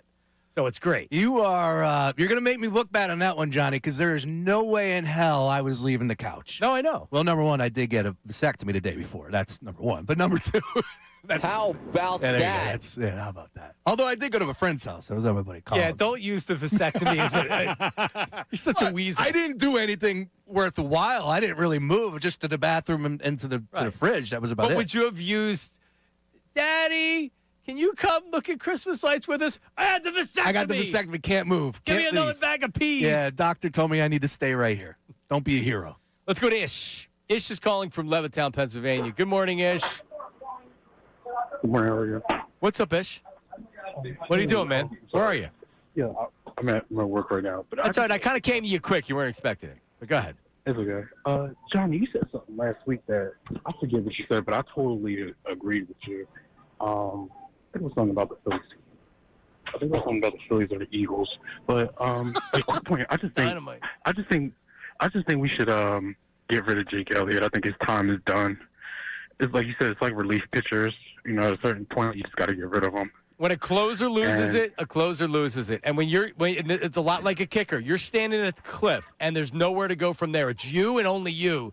That's the kicker. And when you lose it mentally, you lose it mentally. And it feels like that's where. Yeah, I totally agree. And that's it. Oh, is Ray there today? Let me check. Ray, you there? How about that? Ray's here. Oh, hey, Ray. I heard that you wanted to be the Eagles' little kicker. You wanted to play backyard football. You wanted Connor to hold the ball so you can kick the goal in the up post. Is that true, Ray? You're gonna use your little hands to do kickoffs, Ray, man? Is that true, Ray, man? Ish, I hope you have a happy holiday. I really do. I really hope your holiday is fantastic. Thank you. All right, Ish. Yeah, you guys have an interesting dynamic, you and Ish. This is the issue when I only come in here once a week. I miss all these. I don't really know where it started from. All I know is that this has been from. It started with Mike. With Mike, yeah. Yeah. And he would call and he'd give the nonsensical point that he has where he would say, you know what, Bill, you made a good point there. I forget what you said, but Bill, that was smart. And then he'd talk about something totally different. He'd drift. Then about a minute and 30 into his call, he'd realize he's out of steam. And he's like, is Ray there? Yeah. And then he would give that. I mean, I don't even know how you describe that. His attempt at a joke, whatever it is. Yeah. So we don't have on this show, and I was actually, somebody in the comments last week called our Whack Pack Week. said, Marks, your whack pat's weak. Who do you even have in your whack pack? You just started a month ago. What do you want? That's my point. Because Herb's the one, but Ish is also okay. Ish didn't really have any content. He just wanted to get to where he has this little thing with Ray. Because he said, John, you made a good point last week. It was on the Phillies or the Eagles. I don't remember. Yeah. Like dynamite. Yeah, but he wants to call in and be a part of the show. I like it, yeah. I do too. We need more of those people. Absolutely. See, I like phone calls. I just don't need to create a fake topic to try to get phone calls. But I want phone calls on the show. I want regular callers. I want fun. I want maniacs. I want people reacting to games and stuff. You know, somebody said that to me over the weekend. They said, listening to you guys, obviously it's a throwback, but it seems like you guys are just normal two dudes shooting the S. Like there's nothing on radio like you two right now because it's just you're not manufacturing. And that's what I feel like. We come in here, we're talking obviously the big issues here, and that's what we need to get people involved like that. Exactly. Yeah, we need the whack packers like Herb and Ish. Right now, Angry Al. Actually, I should check on Angry Al. I haven't heard. He hasn't even texted me in a while. I think he's mad at me. And I wasn't the only thing getting snipped this weekend. Dallas Cowboys out. See ya. But that was. I didn't see. I guess I didn't even think once the season they weren't going to make the playoffs. I think everybody knew that. But the Chargers came in and beat them pretty good. And it's nice to see. It brings up a bigger picture point here, right? Where it's like you look at who potentially could be leading the league after it's all said and done, a full NFL season in passing yards. Dak Prescott. He's number 2 right behind Matthew Stafford, only 4 yards behind him. So potentially, they talked about this in yesterday's game. Dak Prescott could lead, and this would be the first time a Dallas Cowboy quarterback would ever lead the league in passing yards, ever, in the franchise history. Wow. And then you think about it, dude, is there any Eagle fan out there that would switch right now? No, of course not. Absolutely not. So it's like more and more I know that it's the company line for Jalen. It's just about winning. But that's all that matters. None of that stuff matters if you're not winning football games. Oh my God, I've been typically when you play to the standard, you win. I've been caught in the algorithm of Cowboy fans, like, oh, you guys think you're great because you beat Washington. Oh, like Jalen Hurts is trash. Oh, That's the funny thing that makes me chuckle. Josina Anderson Shador Sanders algorithm. Which I'm pro Shador Sanders. Yo, Shador Sanders, what the hell is going on up at Cleveland? Why was he not the starting quarterback from week 1? Kid can sling it. Yeah, I'll be on the right side. It was clear to me he was the best quarterback on the roster. Yeah. And he's a rookie. He's still not going to have great games. He's still going to throw picks. One more on Ish's call because you brought up the reliever to closer. So is Jake Elliott, Jordan Romano? Is that what we're... Well, who's a closer that used to be good and then all of a sudden... sucked? I'm worried. Lidge was more physical than anything. Ray was very young with that. But Lidge went from not blowing a save the entire year to having a 7.6 ERA, 7.16 ERA, I believe, the next year, where he just, all the bullets that he had were gone, and he wasn't healthy. If Jake Elliott's Jordan Romano, he needs to go today. Romano. Yeah. Not Romano. Romano. What do you think, Ray? I had a Tim email me and said Justin Tucker. Oh, yeah. Legendary. Guy's made a name for himself both on and off the field. Let's bring that in as they're heading into the playoffs. The off-the-field stuff's enough for me, but he also wasn't good last year in Baltimore. Correct. And that's why they ultimately got rid of him. Yeah. If he was the Justin Tucker from before, they would have – it would have been – yeah, like I don't think they would have gotten rid of him, honestly. So he was brought in. He was brought in somewhere, wasn't he? He was brought in. New Orleans gave him a tryout, and they elected not to do it. And Kellen Moore didn't handle that question very well. He did not. It's like, come on, man. Where's the PR here? That's why you don't bring him in. No, zero. It's not worth it. Get out of here. It's not worth it. All right, coming up 610-632-0975. We didn't get to the Philly stuff. I still want to get to the Philly stuff. Also, Dan Quinn took exception to the Eagles going for 2 late in the game. Were the Eagles wrong? We'll play his comments. That's coming up. And JT Realmuto, could he possibly be gone? We'll talk about it. Middays the Marks, 97.5 The Fanatic. Now on 97.5 The Fanatic Sports Update. Another NFC's title. I'm Ray Dunn. This update is brought to you by Morgenstern Air Restorations. Great teams stick together, and so does great hair. Morgenstern Air Restoration championship results. Visit morgensternhair.com or call 610-980-4000. Eagles beat the Commanders 29-18 on Saturday, and that locked up back-to-back NFC East titles. It's the first time that's happened in this division in over 2 decades. Saquon Barkley looked like this 2024 form, going for 132, rushing for a touchdown. Jalen Hurts, 185 through the air, and a pair of touchdowns after the game. Hurts talk about winning back-to-back division titles. We've got a lot of ball in front of us. It's a great accomplishment today, given all the success and all the competitive football that is going on in this division over the last 20-plus years. To be able to win it back-to-back is a huge accomplishment. After the Sunday of football, Eagles still sitting in that 3rd seed. 2-0 weekend for the 76ers. They had a back-to-back to beat the Knicks Friday night. The Mavericks on Saturday. Maxey going for 30-plus in both games. Edgecombe going for 20-plus in those 2 games. Flyers tonight have the Canucks at 7:30. You can listen to it right here on The Fanatic. This update's also brought to you by Bare Knuckle Fighting Championship. It's happening again. Bare Knuckle Fighting Championship Saturday, February 7th. Knuckle Mania 6. Take it over Xfinity Mobile Arena, and everyone's coming. Get your tickets at bkfc.com. I'm Ray Dunn on your home for the Sixers, Flyers, and the best birds talk in town. 97.5 The Fanatic, 97.5thefanatic.com.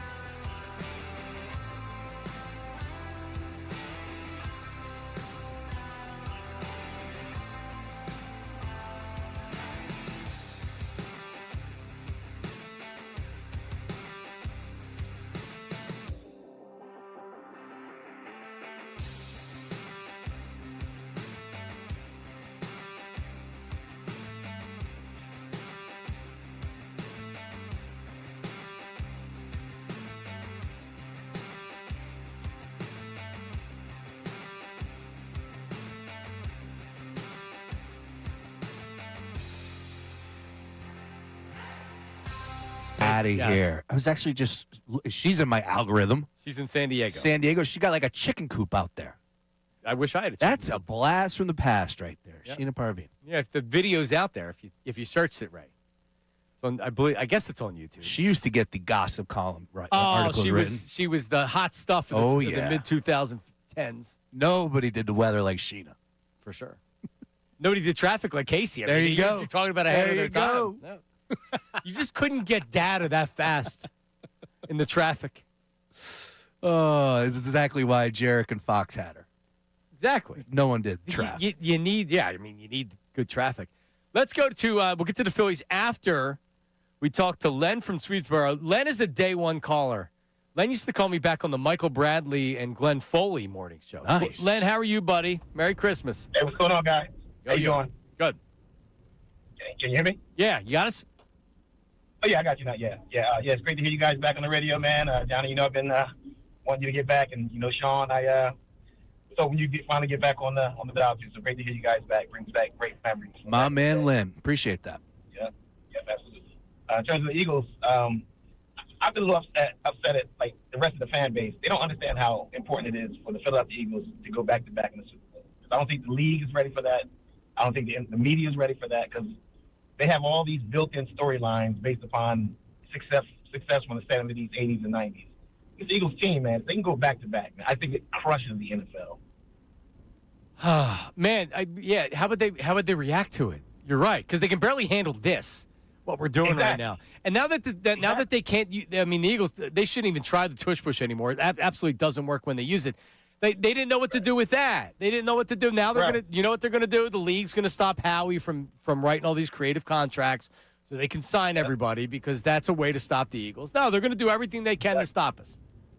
They tried this year with no back-to-back games, a bunch of shortened weeks. So, I just really wanted to see us go back-to-back because I think that just totally crushes the NFL. Yeah, no, you're so right.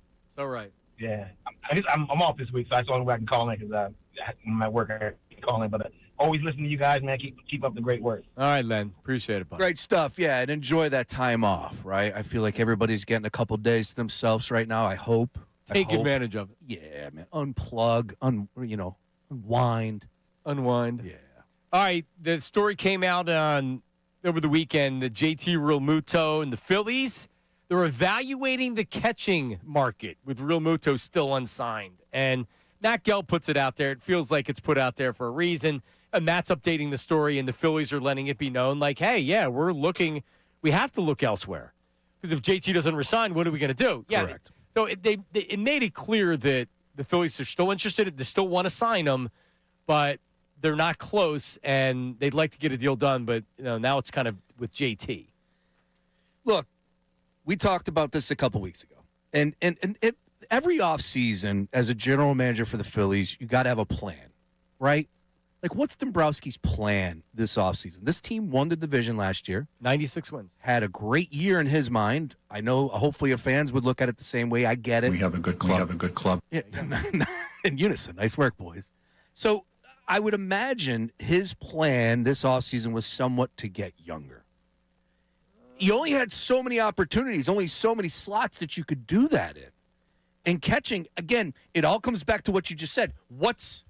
If it's not JT, what's your other option? Yeah. All right, so we can sit here and talk about trading for this guy. Who was it was the Rockies. The Rockies apparently had a minor leaguer potentially that they could come off of. Fine. The market right now for catching is not good. The trade market's not. The trade market's not really there. The free agent market, he was with the Astros last year. He was like not a full-time catcher, but almost a full-time catcher. Victor Caratini, who had similar offensive numbers to JT. I have no idea defensively. He's never been a starter. He's never been a full-time starter like JT. I just feel like getting younger is a good thing. I don't think that was their intent in the offseason at all. At all. I think they're trying to get better and improve at the margins. I don't know if they've done that. Honestly. This team is what it is. They're going to have one of the top payrolls in baseball. Which is a pretty good team. Right? It's going to be a 90-win type team. If the Dodgers are there, they're below them, but they're still a good team. Good team.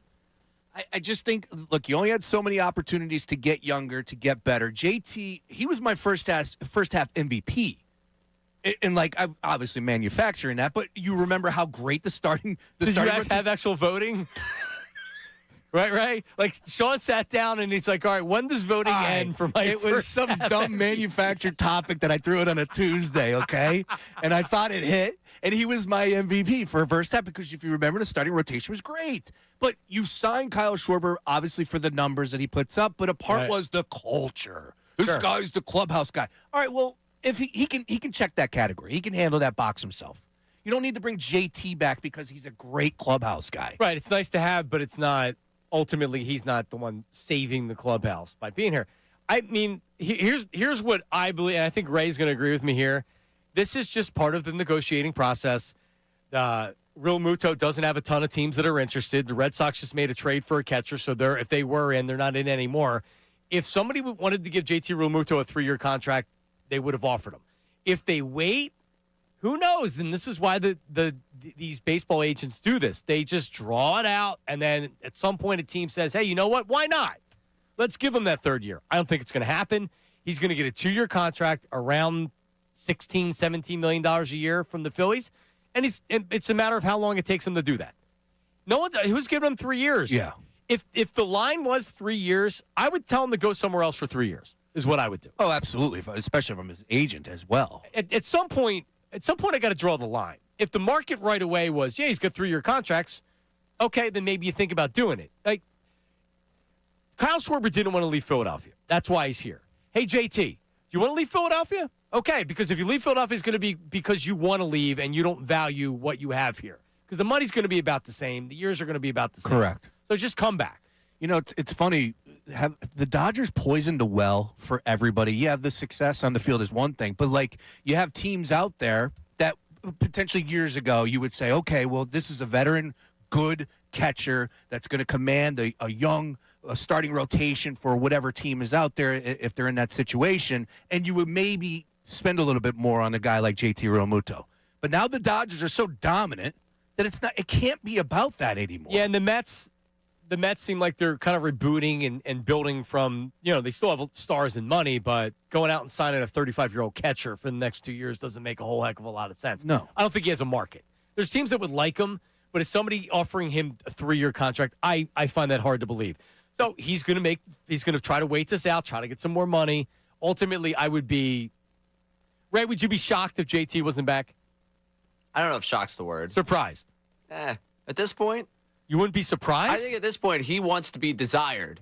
And they're just like, all right, dude, like we're not rolling out the red carpet for you. We did that with a 5-year contract for a catcher going into his 30s. We like you. We want you. Here's 2 years. Accept it. Move on. He wants the red carpet again, it seems like. Or at least he's positioning himself for the red carpet right now. He's not getting it. Not getting it from anyone. You're a 35-year-old catcher, dude. You've got more. Like what you said about Aaron Nola last week about how, hey, the big selling point for him was he threw all these innings and, like, he always took the ball. That was his poison. The whole selling point for JT is he's out there every day. Well, you know what?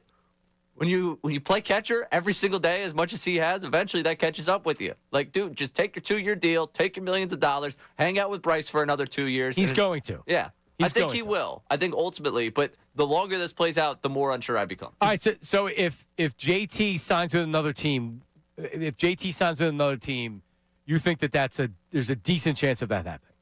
There's more of a chance now than I thought coming into the offseason. Okay, I'm with you there. I agree with that, Sean. Is this a bad job by Dombrowski not to have a backup plan? No, because ultimately it was a priority to sign him. He's going to sign. Yeah. Now, if he goes somewhere else and they're stuck holding their thumb up there with Garrett Stubbs and Marshawn, all right. The vibes are high, baby. Honestly, I'd rather go into the season with Marshawn and Stubbs than go out and overpay for some tomato can out there that sucks. Right, Ray? We know the playlist will be good, and the pop time for Marshawn is there. Right. Why not? We can complain about how bad it was and how they should have re-signed Real Muto. There's a lot of advantages for us to want these guys starting the season. Christopher Sanchez has a 4 ERA by the middle of May. You know what? JT just really did a great job handling that staff. We didn't value that. That would be the one thing that could potentially, have egg on the face for the next season. I don't think offensively he's going to do anything that, Nothing spectacular. No, exactly. But if you're leaning on your pitching staff as much as the Phillies seem like they're going to be leaning on their pitching staff, true. pretty important to have That a is defensive guy back there. True, you're right. All right, coming up, our love correspondent, Sean Brace. He broke the Cooper DeJean, Nikki Bella's story. DeJean had a pick on Saturday night and broke out a WWE celebration. Who is he paying homage to? We'll play that for you coming up next. Middays with Marks, 97.5, The Fanatic. The Dunks. VJ.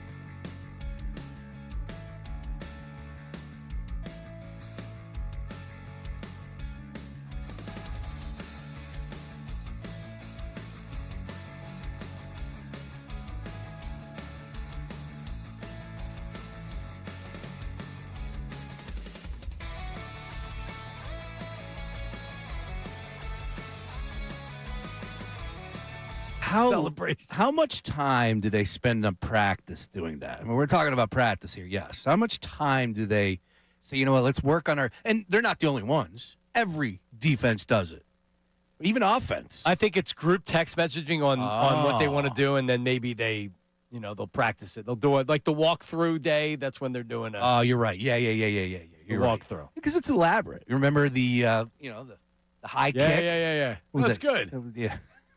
Exactly. So listen, we're blessed here today to TMZ and Harvey Levin's got nothing on this guy right here. Sean Brace, Philly influencer, longtime Philly influencer. So you sniffed this out, but did you hear us talking about it? So Sean sends us a screenshot. And by the way, Cooper DeJean and WWE, is she currently a wrestler? We couldn't figure this out. Yes, she is. Nikki Bella, yeah, she's still in the ring. big star. Oh, yeah.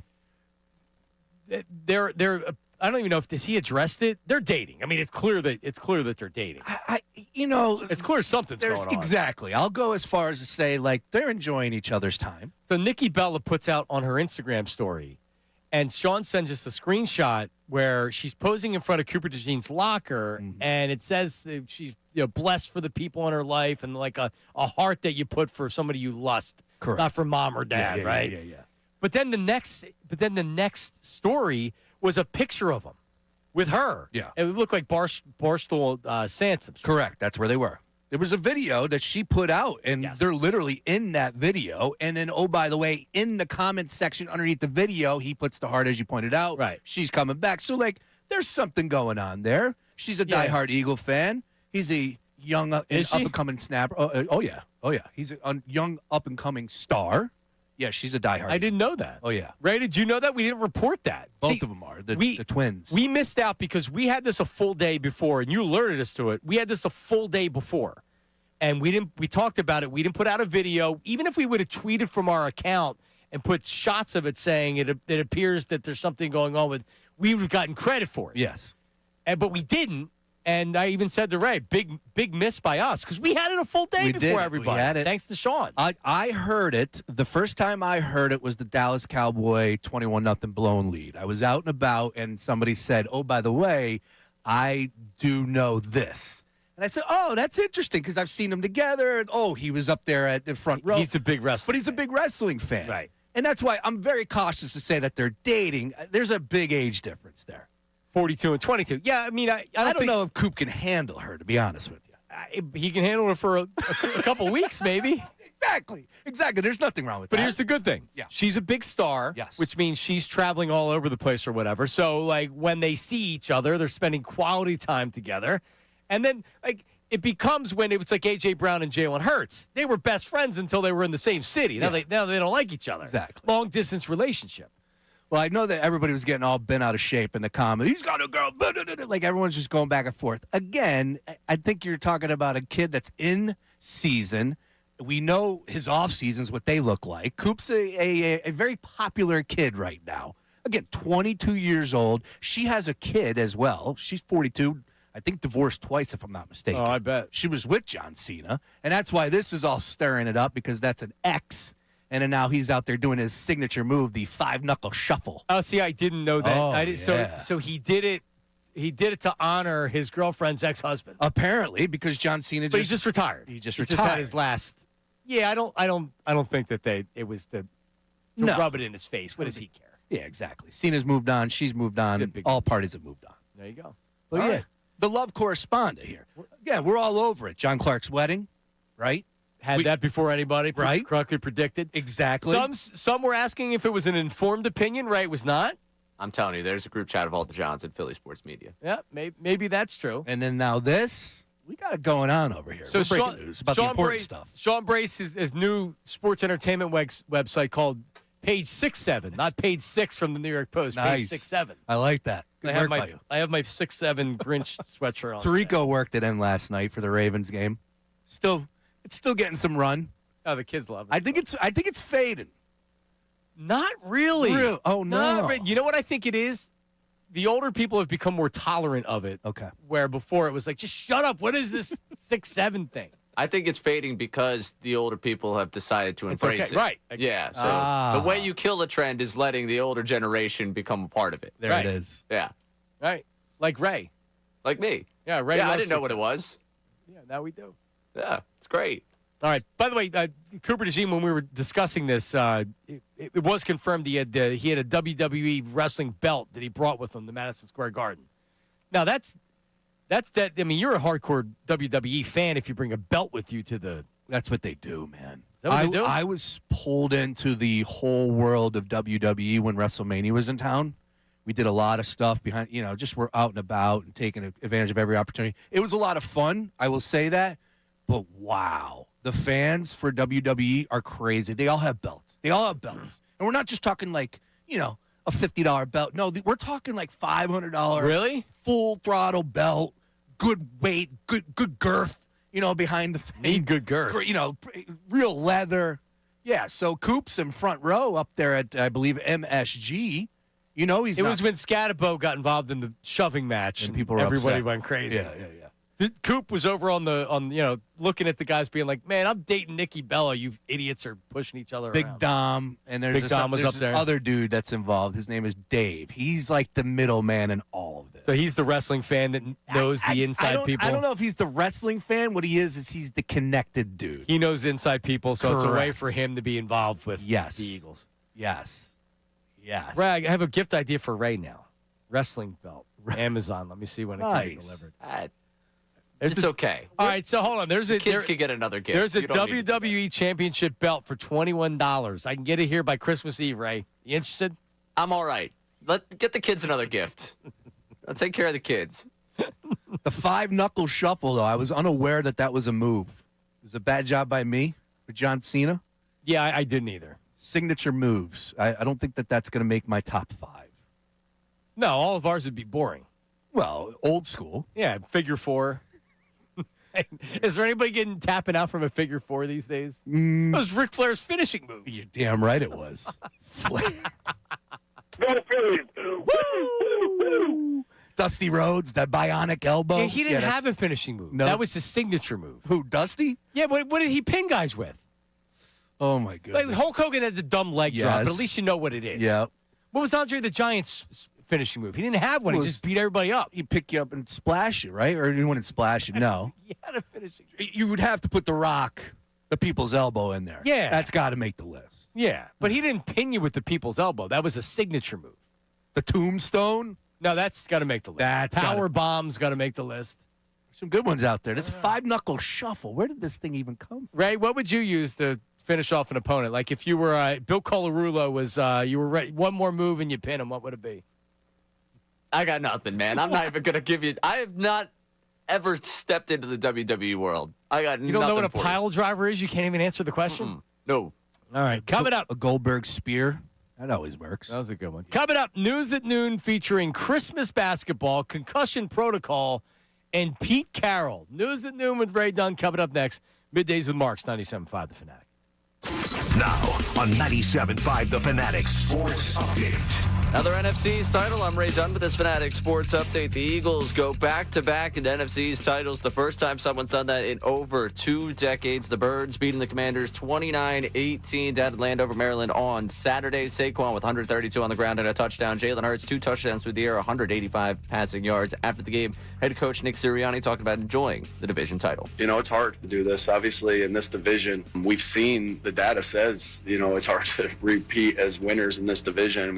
We're happy about that. We'll celebrate it. We've got a lot to clean up, and then we got a lot more goals on our mind. 2 more regular season games for the Birds. They go to Buffalo next weekend, right now sitting in the 3rd seed in the NFC. Over the weekend, the 76ers, a pair of wins. They win back-to-back Friday and Saturday night. Friday, they beat the Knicks. Saturday, they beat the Mavericks. 2 30-plus point games from Tyrese Maxey. Flyers have the Canucks tonight at 7:30. You can listen to the game right here on The Fanatic. This update is brought by Macy's Backstage. Macy's Backstage is inside your Macy's store where you can find the last-minute gifts for under $20 with new arrivals every day. You never know what amazing deals you'll find. Find location at macy'sbackstage.com. I'm Ray Dunn, your home for the Sixers, Flyers, and the best Birds talk in town. 97.5 The Fanatic and 97.5thefanatic.com.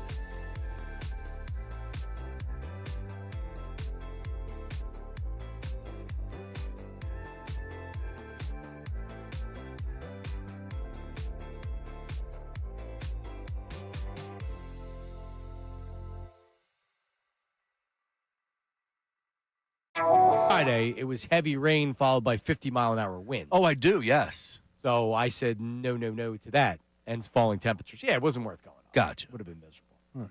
And then, so we made dinner reservations for Friday night at Eddie V's.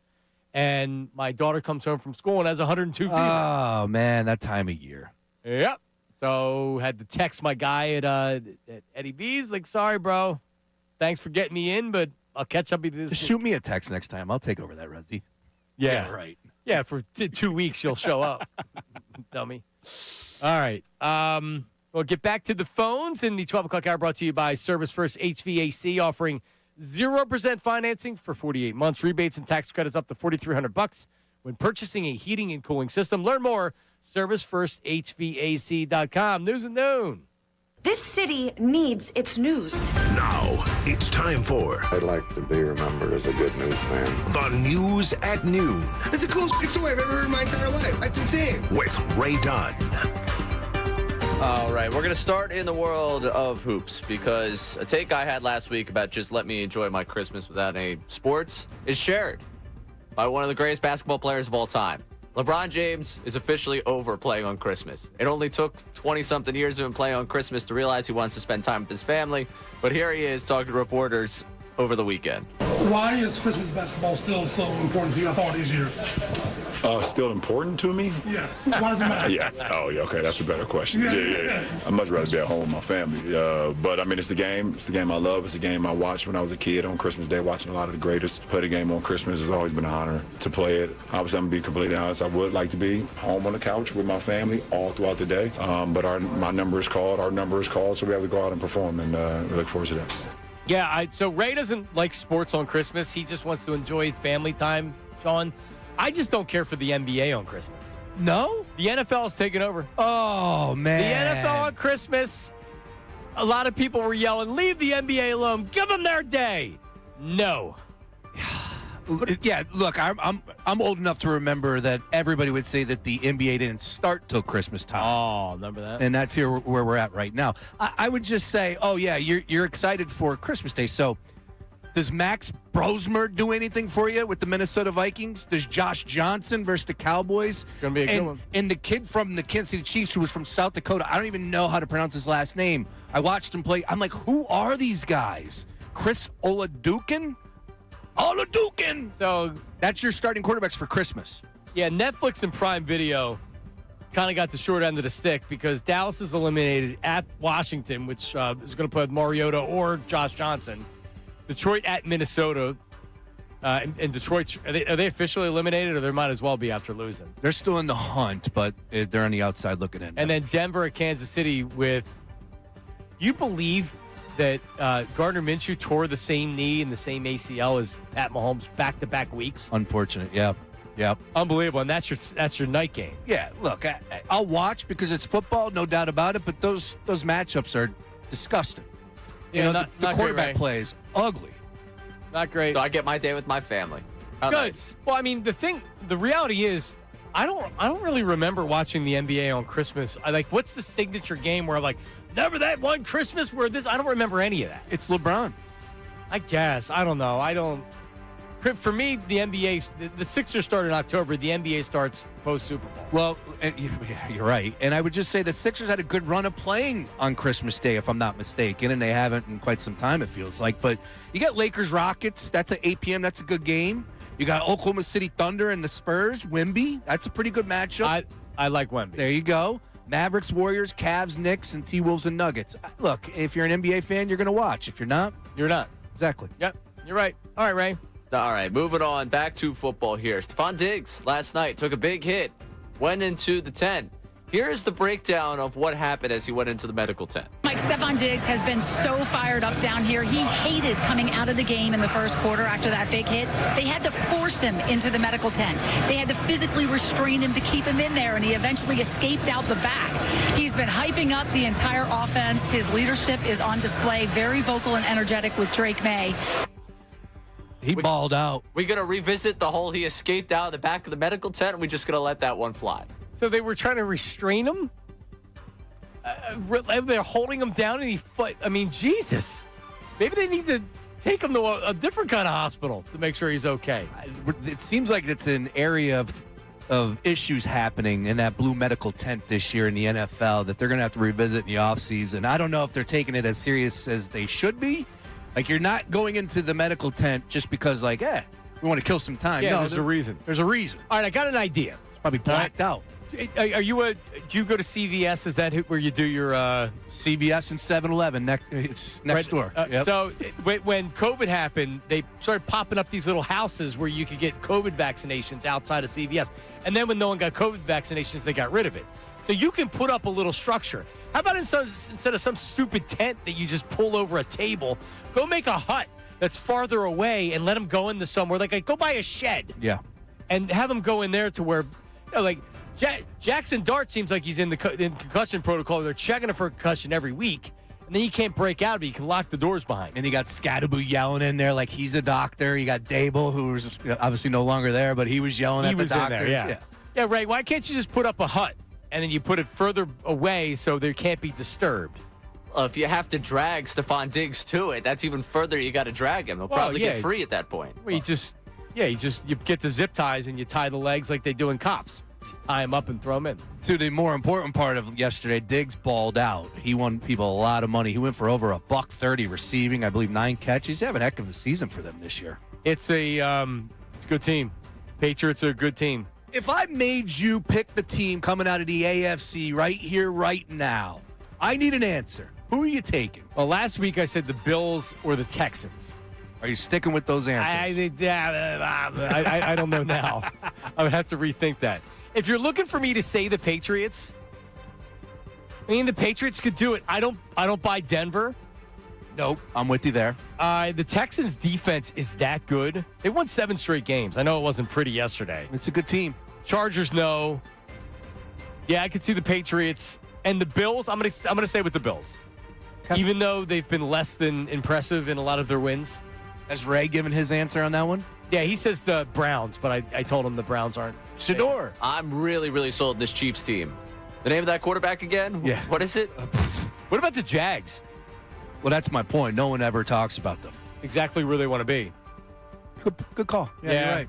Yeah, I mean, Trevor Lawrence looks like a completely different quarterback. He's all over the place, running the ball in. It's amazing what good coaching and good play calling can do for you. Absolutely. All right, Ray, what's last?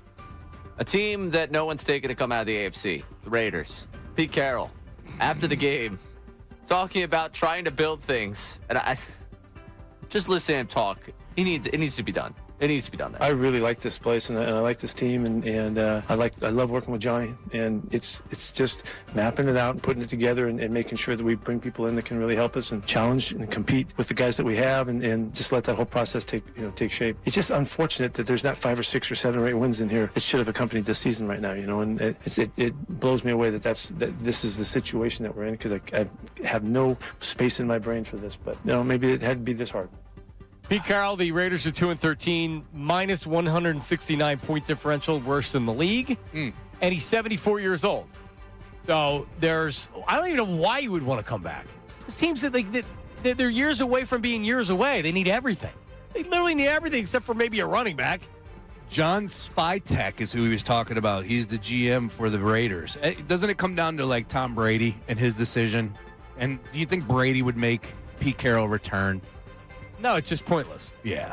If you believed him as a coach and he was 55, all right, you're trying to build a culture. You're going to have a bad first year. He's 74 years old. 74. Yeah, it's time to move on. And Pete looks great, man. I had Lee Trevino on my TV yesterday draining a shot, 86 years old.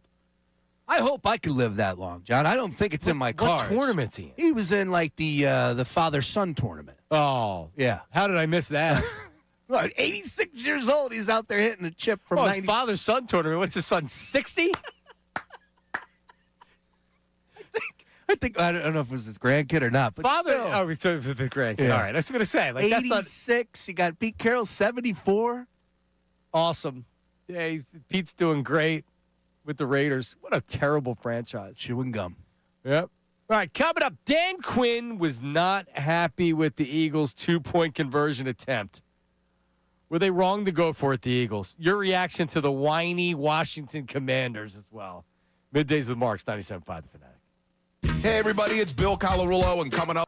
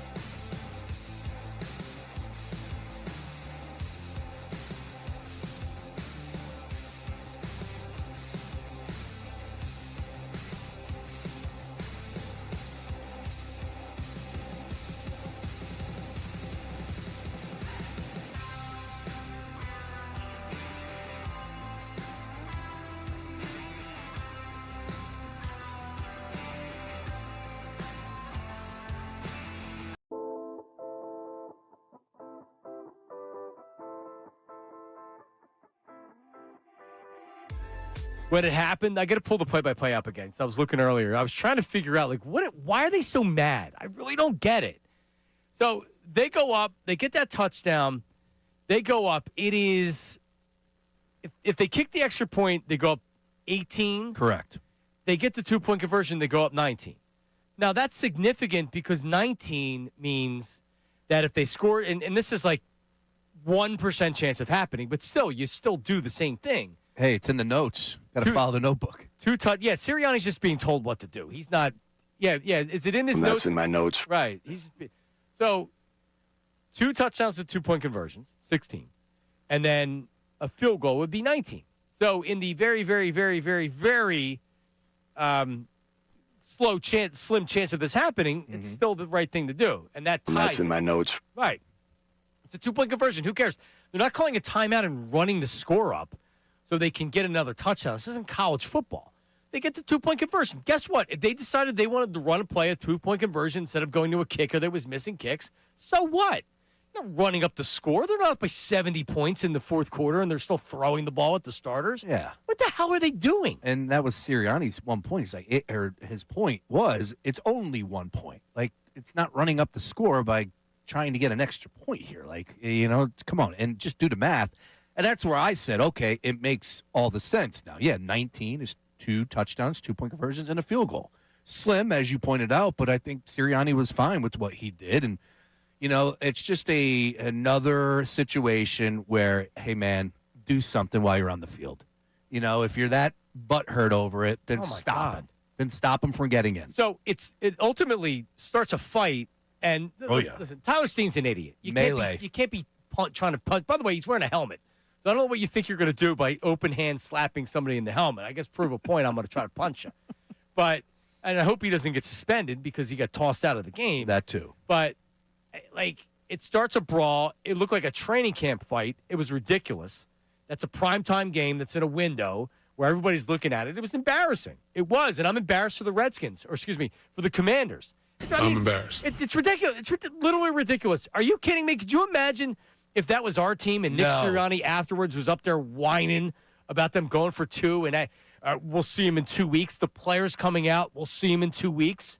Yeah, even in his own locker room, Bobby Wagner's been around the game for a long time. He said, yeah, we still got to stop him. That's how I look at it. And that's the correct way of saying, it wasn't disrespectful to go for 2. Again, clear math, understand it. And especially in this day. Debate? Yeah, in this day and age where everything all comes down to analytics and what the book says. It's real easy to see that. Again, we're talking about 1 point difference here. And you had an opportunity to stop Saquon for getting in. You did not. So. Yep. And by the way, they drove down and scored a touchdown. True. So it's exactly why you do something like that. But regardless, I can't believe that these Warriors football players, unlike any of the other athletes that play, are complaining or are mad, and they're talking about, we'll see you in 2 weeks. Well, how about this, guys? Because the game very well may not matter to the Eagles for positioning or anything else. So you guys can come in 2 weeks, and you can beat a bunch of backups and practice squad guys and screw your first-round draft pick position. So get another win so you go from maybe pick 13 to pick 16, and you cost yourself a good player. Because Dan Quinn, I can't believe the head coach, even if you feel like that on the inside, you just say, you can even have people being like, man, you can tell he's pissed. You don't come out and whine like that. Well, we'll see in 2 weeks. Are you going to fight him again in 2 weeks? And he was hanging on the field afterwards, making sure all his players get it. He really was enthused by this situation. And I just was like, man, you got stomped. I get it. You're going through a tough season with injuries, but you're a 4-win team. You got bigger issues than whether or not the Eagles are going for 2. Yeah, I guess they have more of a top 10 pick than they only have 4 wins. 4 wins. It's a bad year for the Commanders. Here's a question, though. I don't see how that game is going to be meaningless, right? Am I off on that? They're going to have to play everybody for the next 2 weeks. Not the last week. No? Well, they still can, if they win out and the Bears lose. Correct. But if the Bears win, that's how it would be pointless because Tampa or Carolina's not going to catch it, right? Understood. Yeah, you're right. Then you're right. You're locked in the 3. But right. the Eagles very easily, if they beat Buffalo, then that game's going to be meaningful. If the Bears lose, right? That's true. Yeah. So they need a little bit of help because the Bears are currently 11-4 right now. Seahawks 12-3. Birds 10-5. Right. So it could matter. If it doesn't, you're not going to play your starters. Got the Panthers beating anybody? No. And nobody? That's a home game for them, right? So they would play the 5th seed, which would be right now, Ray, the top overall. Rams, right? Could it be the Rams? Could it be the Packers? Didn't they just beat the Rams? That'll be it. The Rams winning 45-17 will be what changes the rules to the top 4 records. Well, what was it? Was it Seattle that won? They were under 500. They had the home playoff game, and they won. They beat the Saints. Yeah. The really good Saints teams. They could still do it. They beat the Rams. I had the Panthers winning yesterday. And it was crazy because the odds were still in favor of the Bucs. Still, even at this point, I believe the odds are in favor of the Bucs winning that division. But Same thing was with the Bears, and then all they kept doing was winning. You would have bought in on the Bears to win that division 3-4 weeks ago. You would have cashed in. You would have. Yep. Absolutely. Ray, did you see anything wrong with the 2-point conversion? No. Stop crying. I can't believe they've made this an issue. I'm literally watching the game when they were fighting. I had no idea it was because they were mad about the 2-point conversion. And then after the game, Dan Quinn angry, and the players in the locker room saying, we'll see you in 2 weeks. Could you be any softer? Oh, my God, it's embarrassing. I'd be embarrassed if this was my team. Yeah. No, you're right. It was very soft. Yeah, I mean, there was last week, the talking point of, like, revenge for the Commanders after last year with the NFC Championship game. And sure, like, you could have wrecked the Eagles season. You needed to earn the right to wreck the season. You didn't. You got smoked in your own place in that second half. And I was not team move on from Dan Quinn.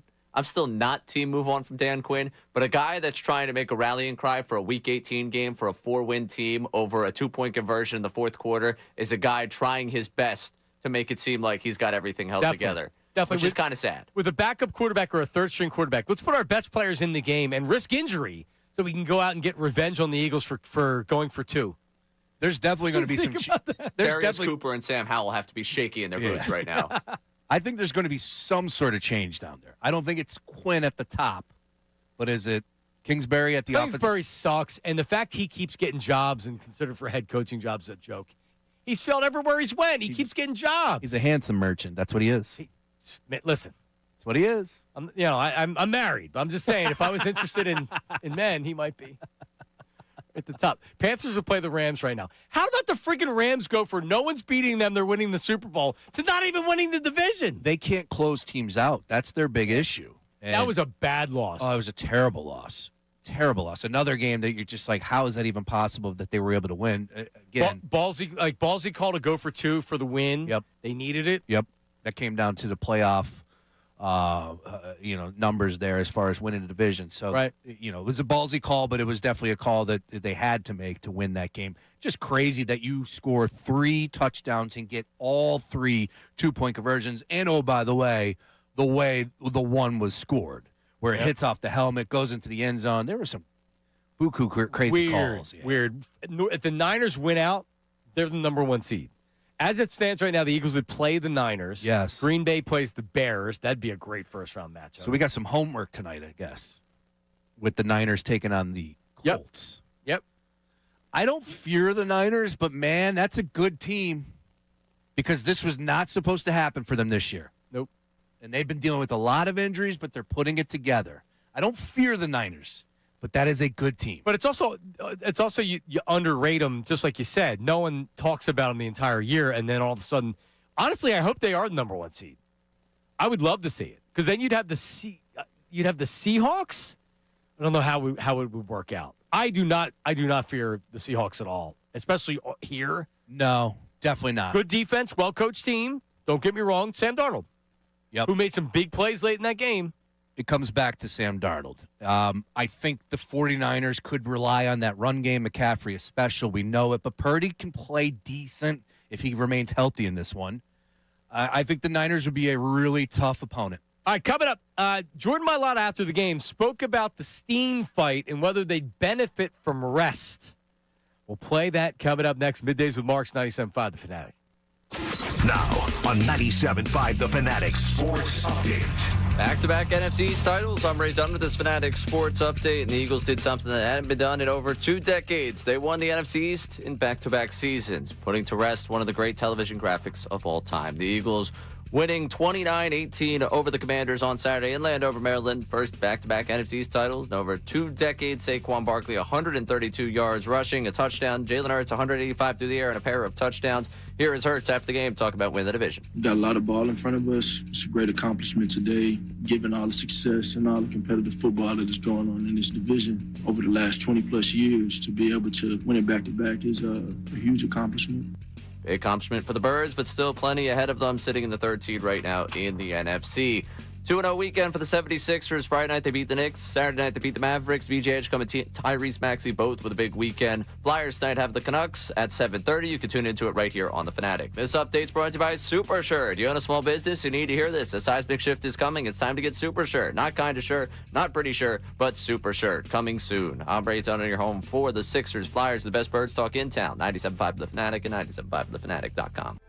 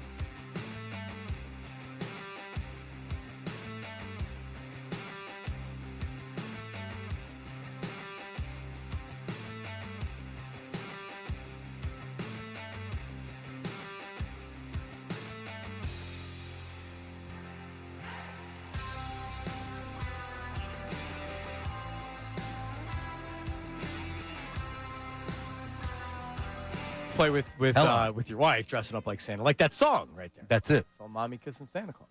I mean, I'm down for the role play. I don't know how far that's going to go. Does she have a Mrs. Claus outfit? Man, last time I checked, I don't think she has anything that's red, believe it or not. We got to get her pair of red, tight red pants. You know what? Yeah. She's been on the good list.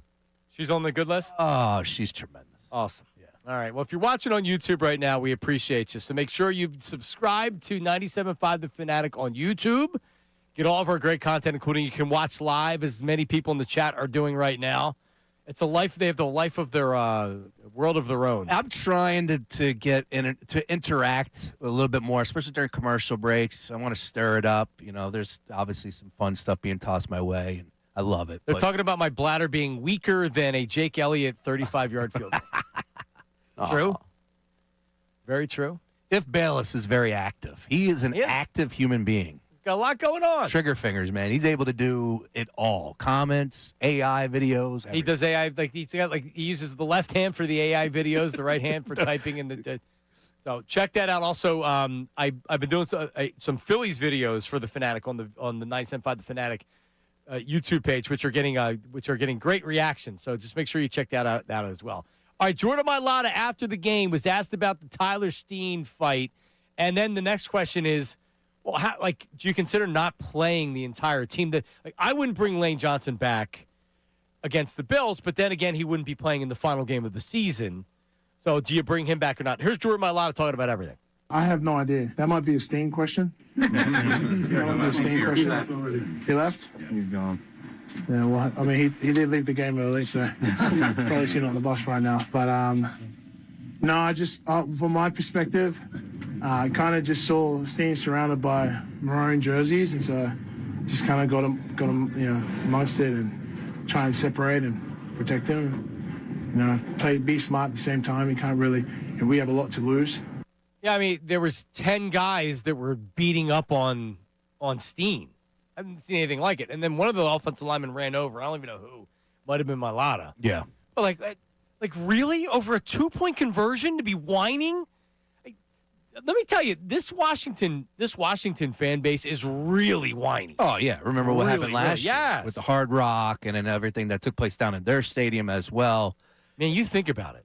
They were on top of the world. Oh, yeah. Before that game, those guys that stood up in front of the crowd at the Hard Rock in Philadelphia, man, they had won the Super Bowl at that point, and they've won 4 games since. A landmark, a staple of Philadelphia. I mean, when you think Philadelphia, you think Hard Rock 1, Liberty Bell 2. Hard Rock Cafe down there on Market Street. Unbelievable. Right now, the Commanders would have the 7th overall pick.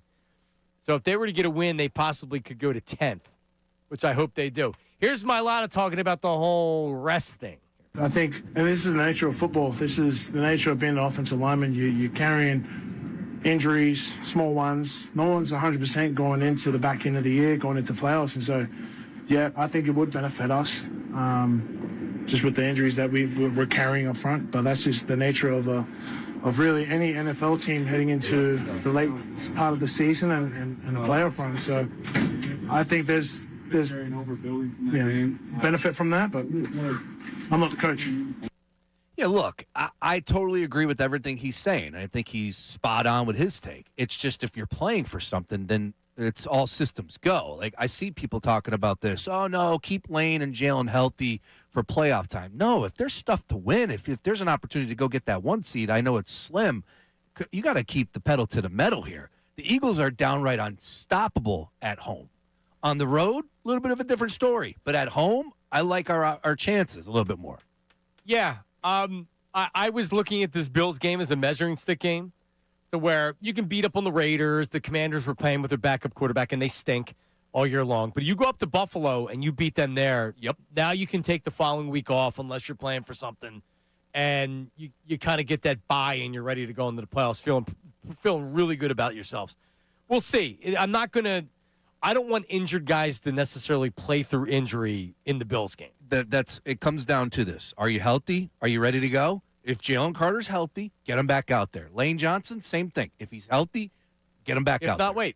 Exactly. And there's no issues with waiting, but Like Lane was out there running around pregame. It seems like he's ready to go. Great. Let's go. Get him acclimated. Yeah, the talk was, and we talked, it might have been 2 weeks ago with McManus, was he was at practice, but the expectation was they're not going to put him out there on Saturday. They were going to wait, and then he plays against the Bills. So if they were thinking about it for the Saturday game, that means I think he's going to be back this week without knowing details of the injury or whatever. But Fred Johnson, in relief of Lane Johnson, he's given up 1 sack. He's playing well. I mean, like if you're coming in, especially for Lane Johnson, but you're a tackle. Yeah. If you're bad, think of Winston Justice and Osi Yormayura. Yep. And he essentially built his career off of that one game. Not that he wasn't good elsewhere, or otherwise. You're right. But the last thing you need, and have you noticed Fred Johnson really at all, except for a couple penalties? So the thing I would say about the offensive line is this. They're still struggling with it seems like the interior to get the push as far as running the football. We could talk a little bit more about the tush push and whether or not we should all vote the Bandit right here, right now. But the one thing that I did open my eyes was that caught my attention in this game against the Commanders was the empty backfield. You saw Jalen, especially in the first half, empty set, 5 wide, and you're not going to run that if you don't have confidence in your offensive line keeping Jalen Hurts up. And this offensive line pass blocks really well. They do. So I think they're playing to their strengths when it comes to that. You saw it in the first half against the Commanders. Give what the defense was giving you underneath. Find A.J. There was 3 straight completions of like 13, 14, and 15 yards by Jalen Hurts as far as passing is concerned. So this offensive line is doing really well protecting him. And you're right, Fred Johnson, it's great when you don't hear these names because they're doing their job. All right, Nick Sirianni was asked about the tush push and the health of the tush push, health of the offensive line. Nick talked about it, and we will officially vote as a show. Ray, get ready. Think about it. We need to decide whether they should eliminate the tush push from their repertoire. All right? I like this. Coming up next, Herb also got his hair cut. Herb from Northeast Philly. Middays with Marks, 97.5 The Fanatic. Monday.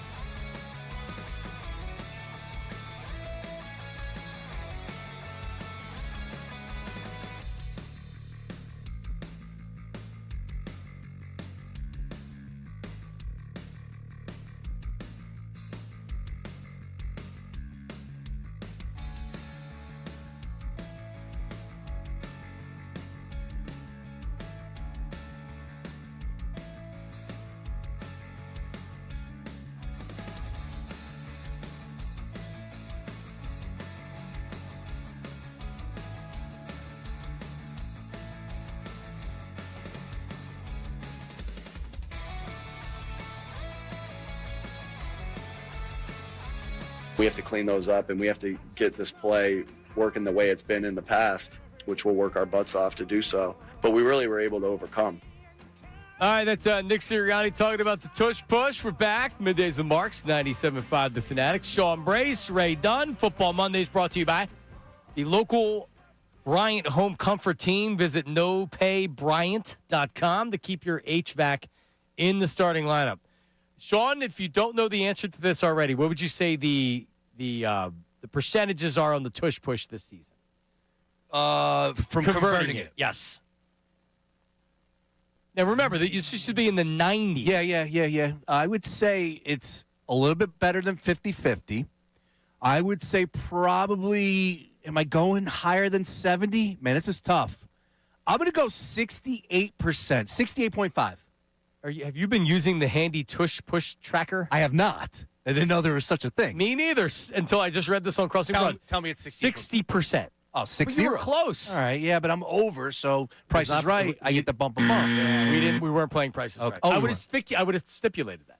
Yeah, so I wouldn't say 7 out of 10 times they're converting it. That's interesting. 6, I probably wouldn't went there. Yeah. So what's the quarterback sneak conversion rate? It's got to be higher than that. That's got to be close to 70 or 80%. So in other words, doing the quarterback sneak right now would be more effective than doing the tush push. Here's great. Here's what I got to say. Stop doing it. Do the QB sneak then. Stop doing it. Just do a regular quarterback sneak. Seriously. Yeah. It's still the same. It's the same offensive line. You say stop, so you're voting no more. No more tush push. Stop it. It's not working. Think about it. Not only is it not working, there was a fumble in that Bears game off of the tush push. Now, here's the caveat. Lane Johnson's back. That's a big difference. Yeah, but he's on the outside. I don't know. Ray, what do you say? It's over. It was fun. Oh. I enjoyed it. Yeah, No. we can move on. Wait, I got to push back here because I think it was 2 weeks ago when I said, like, that's, like, mentally, I get it. They're not converting it, so that's the all in all. So it's going to be put in my face. Here's why. Remember when I'm like, oh, my God, the whining of, oh, my God, you see how early they left? Like, oh, my God, this is fixed.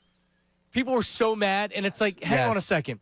It's in super slow-mo every play in the NFL. If you put it on a super slow-mo, on a regular quarterback sneak or a 3rd and 1 to a running back, of course the offensive linemen are trying to get off the ball early. That's what everybody's trying to do. Sure. It's not specific to the tush push. They've been officiating it. Like they had two false start calls on Saturday. You're right. And it wasn't egregious. Nope, the bullseye's on their back. You're right. And they're going to call it. That is interesting. So you add that wrinkle into the equation here. I would say, you know what?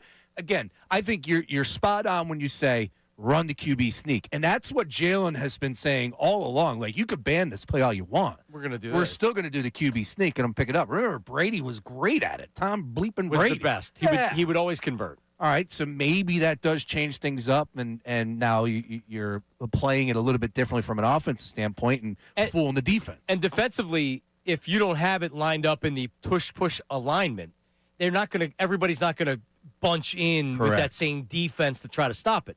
So you're just going, even if you line up under center, if it's 4th and 1, they don't know for sure if you're going to try the quarterback sneak or not, unless you're aligning in the tush-push, and then you got to be able to throw the ball out of it. I'm pro tush push. I am. I don't want to vote. I'm not. I'm voting yes. I'm saying you got to stay with it. So you're sticking with it. Sticking with the tush push. Ray and I are waving the white flags. No more. See, you know what the league's doing, and you said it. The league has decided that, hey, if we can't get this play banned, we're going to put the thumb on the scale, and we're going to have it officiated to where now you're not going to want to do it. Yep. And that's what it is. 60% conversion rate on tush pushes. It's horrible. They've been getting a lot of penalties called. Is that horrible because of the success that they had running this play? Or if, like, we were to go back 5 years ago before the tush push and say, like, what was their QB sneak conversion rate? You know, like 6 out of 10 ain't bad. All right, I'm just quickly doing a Google search. Love it. QB sneak conversion rate, generally ranging from the mid-80s to 90. All right, so it's not good. Not good. That's in 3rd or 4th and 1. Yeah, we might need to. This is bad. Yeah, we might need to. This is very, very bad. Wave the white flag on it. You're right. All right, so look, you guys are thumbs down. I still believe that it brings some sort of attitude to this team, the mentality. Now, is that still something that's there for Patullo and Sirianni when it comes to play calling? Because it used to be get to 2nd and 5. You're done. We'll Yeah. go third and 2. Correct. 4th and 1, first down. We'll do it all. 4-down again. operation. Yeah, you could get 3 yards on first down, and it's like that's what you want. And, oh, by the way, Jake Elliott's missing kicks. Yeah. The small ball, playing small ball, it's not the same. I actually think so. Let's do this, Ray, because like Sean says to keep plugging along, keep trying it, keep fighting. Let's ask the people out on the YouTube chat what the Eagles should do. Also, again, and that'll influence our decision. But right now, as a show, I would say that the show is saying no more tush push. But Lane Johnson coming back. Yeah. Don't you have to give him an opportunity? This is the bread and butter of Lane Johnson. Also, like the accumulation of all these tush pushes. Look at the offensive line. Yeah. Cam Jurgens looks like the shell of himself. Yeah, he's not good at all. Nope. Steen's not built to do it like Beckham was. Interior run game is struggling right now. Yeah. So, all right. And then maybe they don't try to ban it in the offseason. Just ban it at this point. I mean, I thought it was going to be banned anyway. Is Diana Rossini reporting on any of these very important questions? She's been kind of quiet recently, hasn't she? Yeah. AJ hasn't been posting. Scoops Nation or whatever it's called. Scoop City. Scoop City, sorry. How dare you? Yeah, sorry. Is she still do a podcast with Chubby Chase Daniel? Is that Scoop City? Yeah, with our buddy James. Well, as well. I know James Palmer does it with her. All right. Well, there you go. All right. What else do we have with this right here? I mean, I'm perfectly fine with what they've been doing, which is not utilizing the tush push. I mean, it's also a lot of times it's how many opportunities do you get in a game? Before it felt like every game, even the beginning of the season, it was like every game and every situation. It was like the Eagles were trying to get the 3rd down and 2 so they could get the 4th and 1 so they could get it. Yeah. Like they're not operating the same way. And the fact that Saquon Barkley is able to be more explosive and the passing game's kind of coming to life, I'll be interesting. Bills 2.5-point favorites. Over the Eagles. You said that this is for you, and I'm not putting words in your mouth, but a measuring stick game. Like this is a game that you want to see them go up there and find a way to win, but battle. I don't want to put too much into a regular season game, but yeah, I would like to see them go up there. Obviously, there's still a lot to play for. Win this game. Go up there and score a bunch of points and come away with the victory like they did last time that they met back in November of 2023, where it was a final score of 37-34, if I'm not mistaken.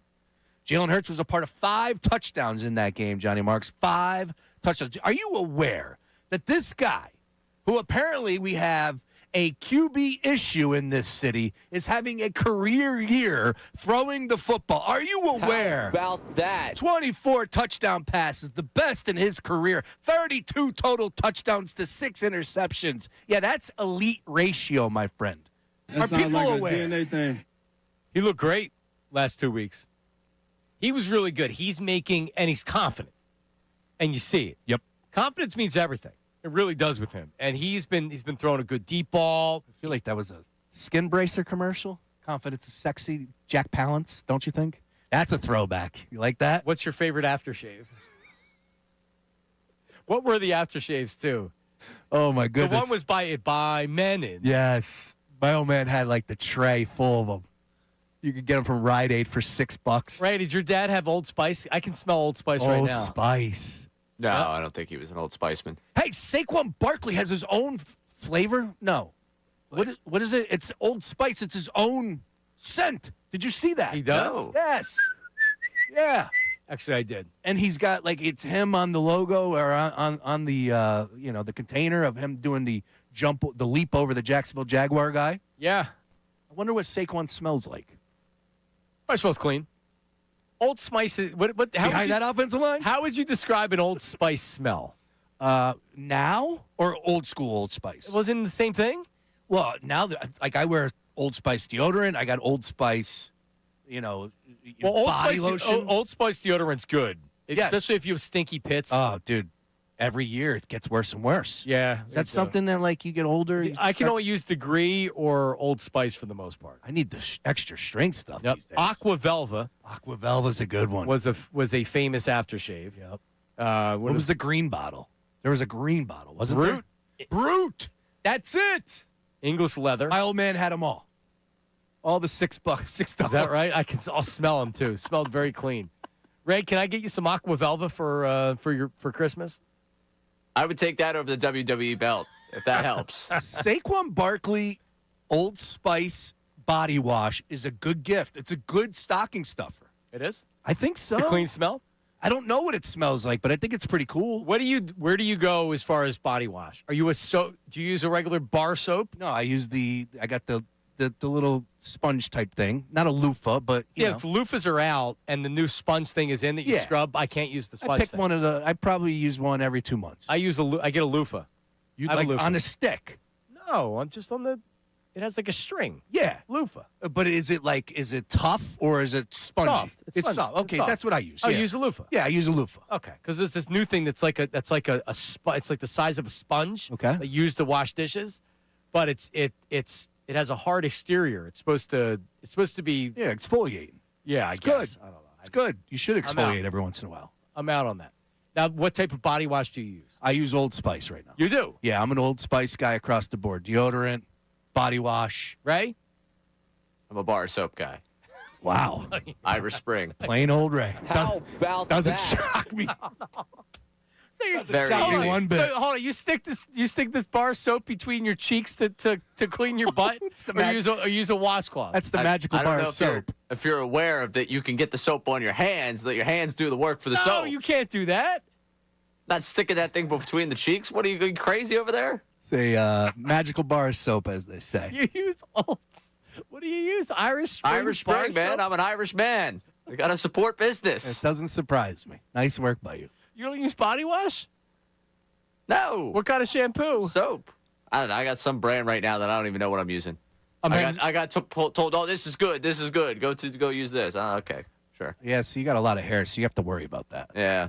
Yeah, It's gonna go at some point. So we'll get you Morgan Stern Medical. There you go. I use Head and Shoulders, the combined conditioner and shampoo.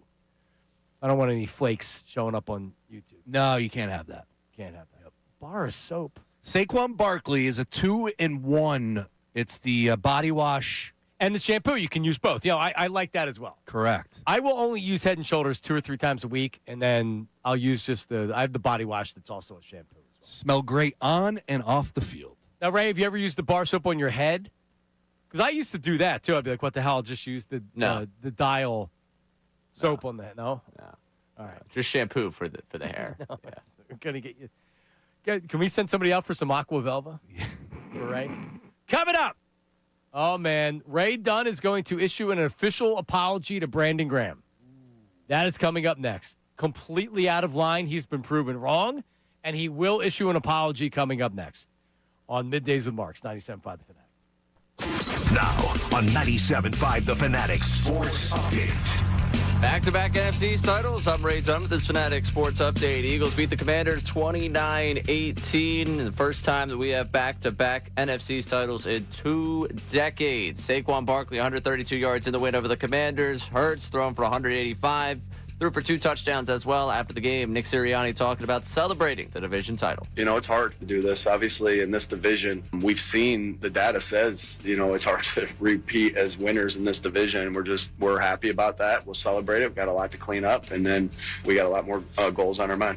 2 more games separate the Birds from the postseason. They've got the Bills coming up next weekend up in Buffalo. 2-0 weekend for the 76ers. 2 30-plus point games from Tyrese Maxey as they beat both the Knicks and Mavericks back-to-back nights, Friday and Saturday. Tonight, the Flyers have the Canucks at 7:30. You can listen to the game right here on 97.5 The Fanatic. This update is brought to you by Super Sure. Do you own a small business? You need to hear this. The seismic shift is coming. It's time to get Super Sure. Not kind of sure, not pretty sure, but Super Sure.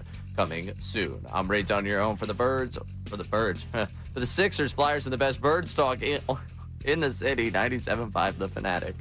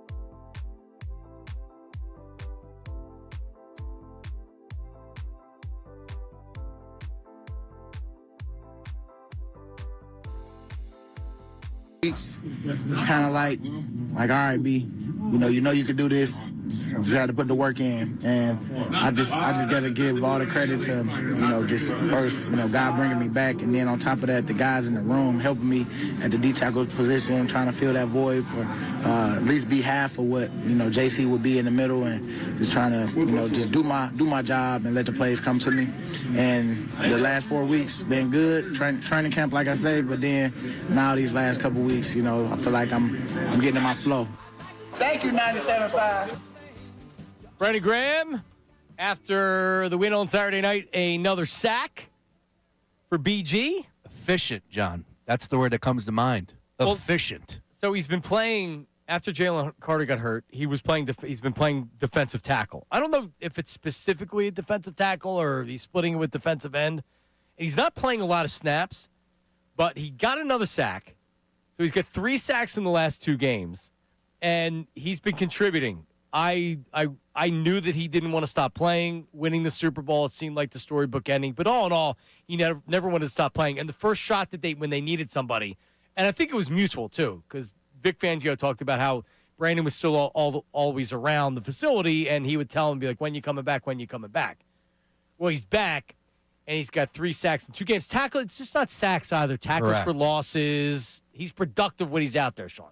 Yeah, it's insane to see him out there, and what type of, just as far as the hype he's bringing behind the scenes, he's doing it all inside the locker room, the leadership, and then when he gets the opportunity to go out on the field, what he's been able to do and produce, he's got a number of plays. I think the total 3 runs, total of 9 yards when he's out in the field. I mean, we're breaking it down and to really detailed here, but of course, as far as the 3 sacks and the operation, what he's been able to do, he's been dominant when he gets the opportunity, when he gets called upon. So he's making the most of the opportunity, filling in, as he said, for JC. I like that.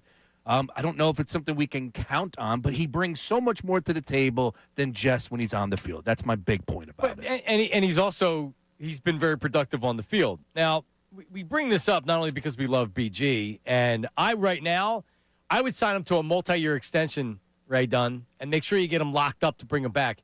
But in all seriousness, he should play next year.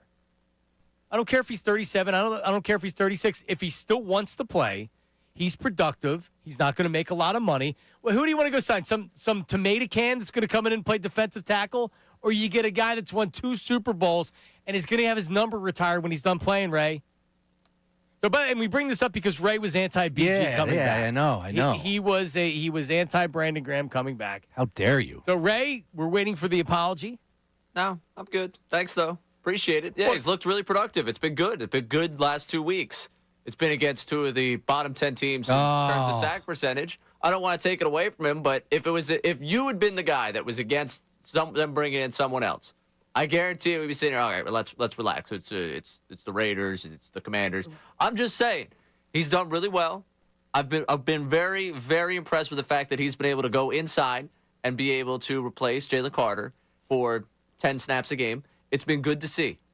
I'm very encouraged by it. I'm not going to be the guy that sits up here and trumpets against Brandon Graham. You're putting me in that corner because you want someone on this show to be against Brandon Graham. No, I don't. I don't. I want you to. I asked you to join us, and you refused. Correct. I specifically asked you. I said, "Come on, man! Like, get on the train, the BG train." No. What it was when he signed, it was, wow, do they really need someone in that locker room to be policing and come back and bring the leadership? That's concerning.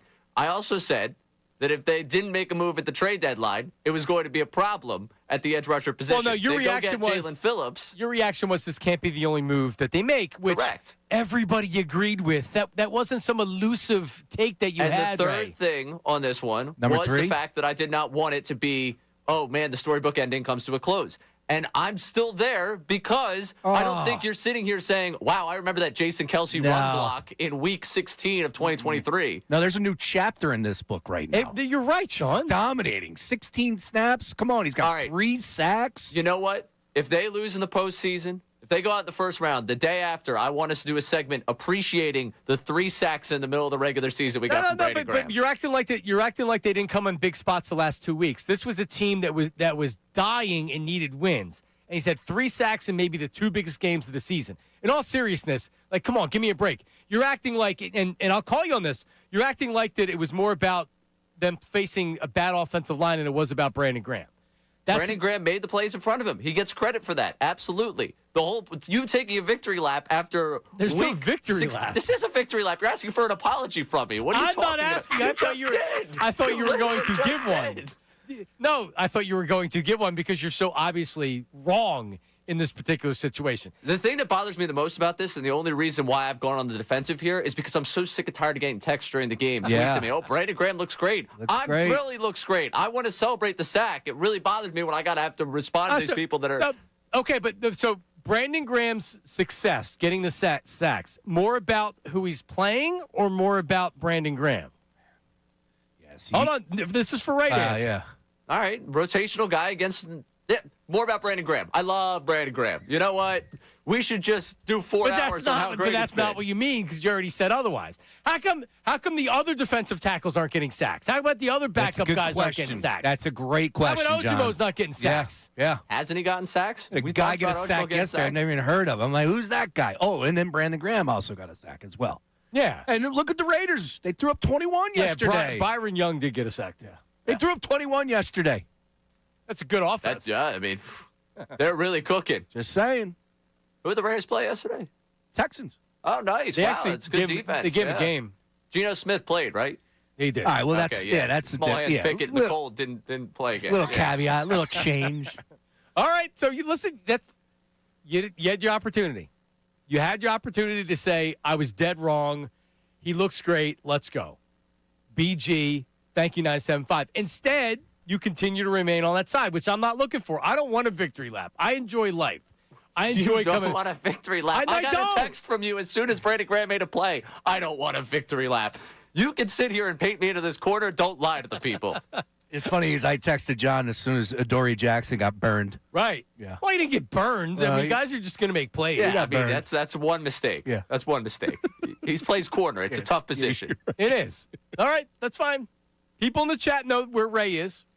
Ray, anytime there's, but see, the thing is, instead of just enjoying it, you have to be mad. No, that that's when he gets a sack. Yes, you are. I'm enjoying it. Then I got the text from you. Then I got people tweeting at me. Then I got a text from a buddy. That's what this is. I enjoy it up until the moment where the play stops. They go in the huddle, and everyone goes to their phone to let me know that Brandon Graham made a play. He got a sack. What's your reaction? Oh, that's awesome. Good for BG. BG. You did a chant? BG. BG. Man, I was over at NBC. I was trying to keep my professionalism over there. Okay. All right. The Eagles released a video where he was trash talking people that were carrying the flag pregame. Like he's a Philadelphia treasure. Yeah, he's awesome. Ray. And I want to enjoy that, but I can't enjoy that with all these people trying to victory lap me every week.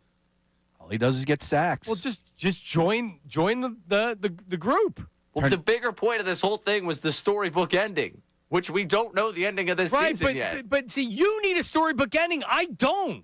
They needed a defensive lineman. He never wanted to stop playing. He came back. You're the one that demands the storybook ending. You're the one that's worried about, oh, well, if they don't win the Super Bowl, I won't be able to forget that. And I'll always remember Jason Kelsey crying. I can't think of anything else. No, that's okay. You've said that a couple of sacks against the Raiders and the Commanders has made his career so much better for you. No, it hasn't. But then what are we doing here? No, what it's done is you said you didn't want him to come back and look like a shell of himself who shouldn't be out on the field, and that's what you're going to remember. That hasn't happened. Well, that Jason Kelsey wasn't a shell of himself in 23. I know he wasn't. Then what are you worried about? What? The ending, which is what we went back and forth on, and then you called Salciunas and I both wimps. His career didn't end with the Tom Brady sack, right? Like if it ended on that note, then I can understand. That was an iconic play in Philadelphia sports history. In the Super Bowl, it was a pretty dominating game across the board. So it's like, and he came back to playing it or whatever. Yeah. If they don't win the Super Bowl, he's back. Right. He doesn't even make any question about it. Right. They win the Super Bowl. He feels like, all right, well, everybody's telling me this is the way to go out. This is the way to go out. John Elway does the helicopter spin where he's hit. He never plays another game after winning that Super Bowl, which is probably the right move. This one's for John. And this is a defensive lineman who's out there like Doesn't he seem like he couldn't be like? Brandon's a really happy guy as it is, a really positive guy as it is. Watching him bark at people, out on the field, there's nothing I'd rather see than that. A monster spot in the game. It was the end of the first quarter. Eagles were up 7-3 on a 3rd and 9, and he gets Mariota and sacks him. Come on, Ray, get on board. All right, coming up, how does Herb spend his holiday? And was the video he sent us last week AI? It doesn't look real. There's a lot of AI. You bring it up because Herb doesn't look. Herb. I'm telling you, Herb wasn't once a handsome man. But all right, we'll delve into it coming up next. Also, the text line, were they encouraged by the win? All that ahead. It is Middays with Marks 97.5 The Fanatic. John Kincade and Drew.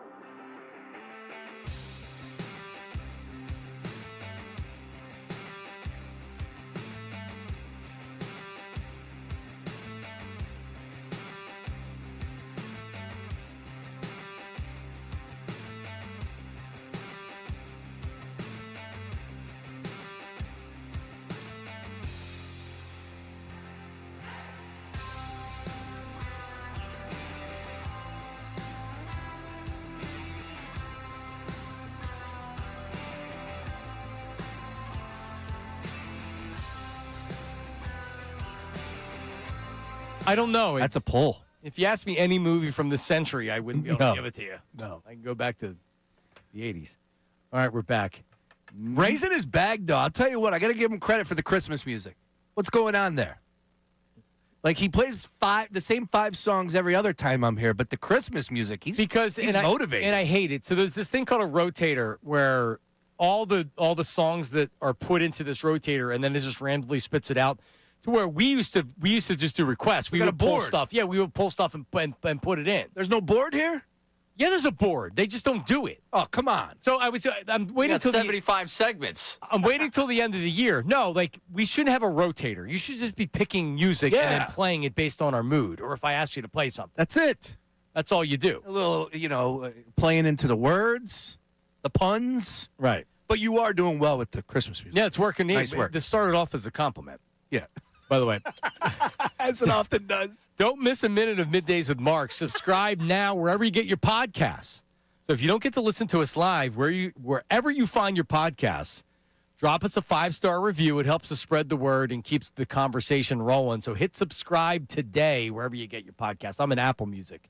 Same podcast. Yeah, same. Any new 5-star reviews, Ray? I know we've really gotten our rating up high. Yeah, we're still at 4.8, but nothing new on the 5-star front. Let's go. It's because I'm literally begging for 5-star reviews. Please, please. Also, Middays with Mark's on YouTube. Subscribe, drop a comment on the episode if you can't watch it live. Doesn't matter. Go back and watch it anytime. And it gets you involved in the show today. All right, so last week, well, actually, let's do the Eagles stuff, and then we'll get to Herb. You have some Eagles texts on, are people feeling good about the team? Does this feel real? Does this feel like that, hey, we're getting hot at the right time? As Halle Berry once said, you make me feel good. What do you got, Ray? We have one texter here that just said it was Josh Johnson in the second half. Oh. Dude, relax.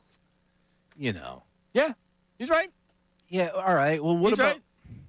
there was so many other good moments, great drives.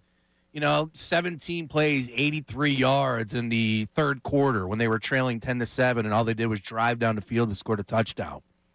Defense, Jordan Davis. There were so many more bright spots. Saquon Barkley, Dallas Goedert. I can go on and on. So Jalen earlier in the year was missing open receivers. Not missing them with the ball, not throwing it to him. Okay. He's not seeing them. You're not seeing that. I'm not seeing videos of, oh, my God, that guy is wide open. Why didn't he throw it? He's making the throws. Jalen, 22 of 30, $185. He doesn't need to throw for 300 yards. That's not what this team does, unless they're in the Super Bowl. Well, like I brought up the last time they played the Bills in that game, he threw for 200 yards in that game. Yep. Like that. Okay.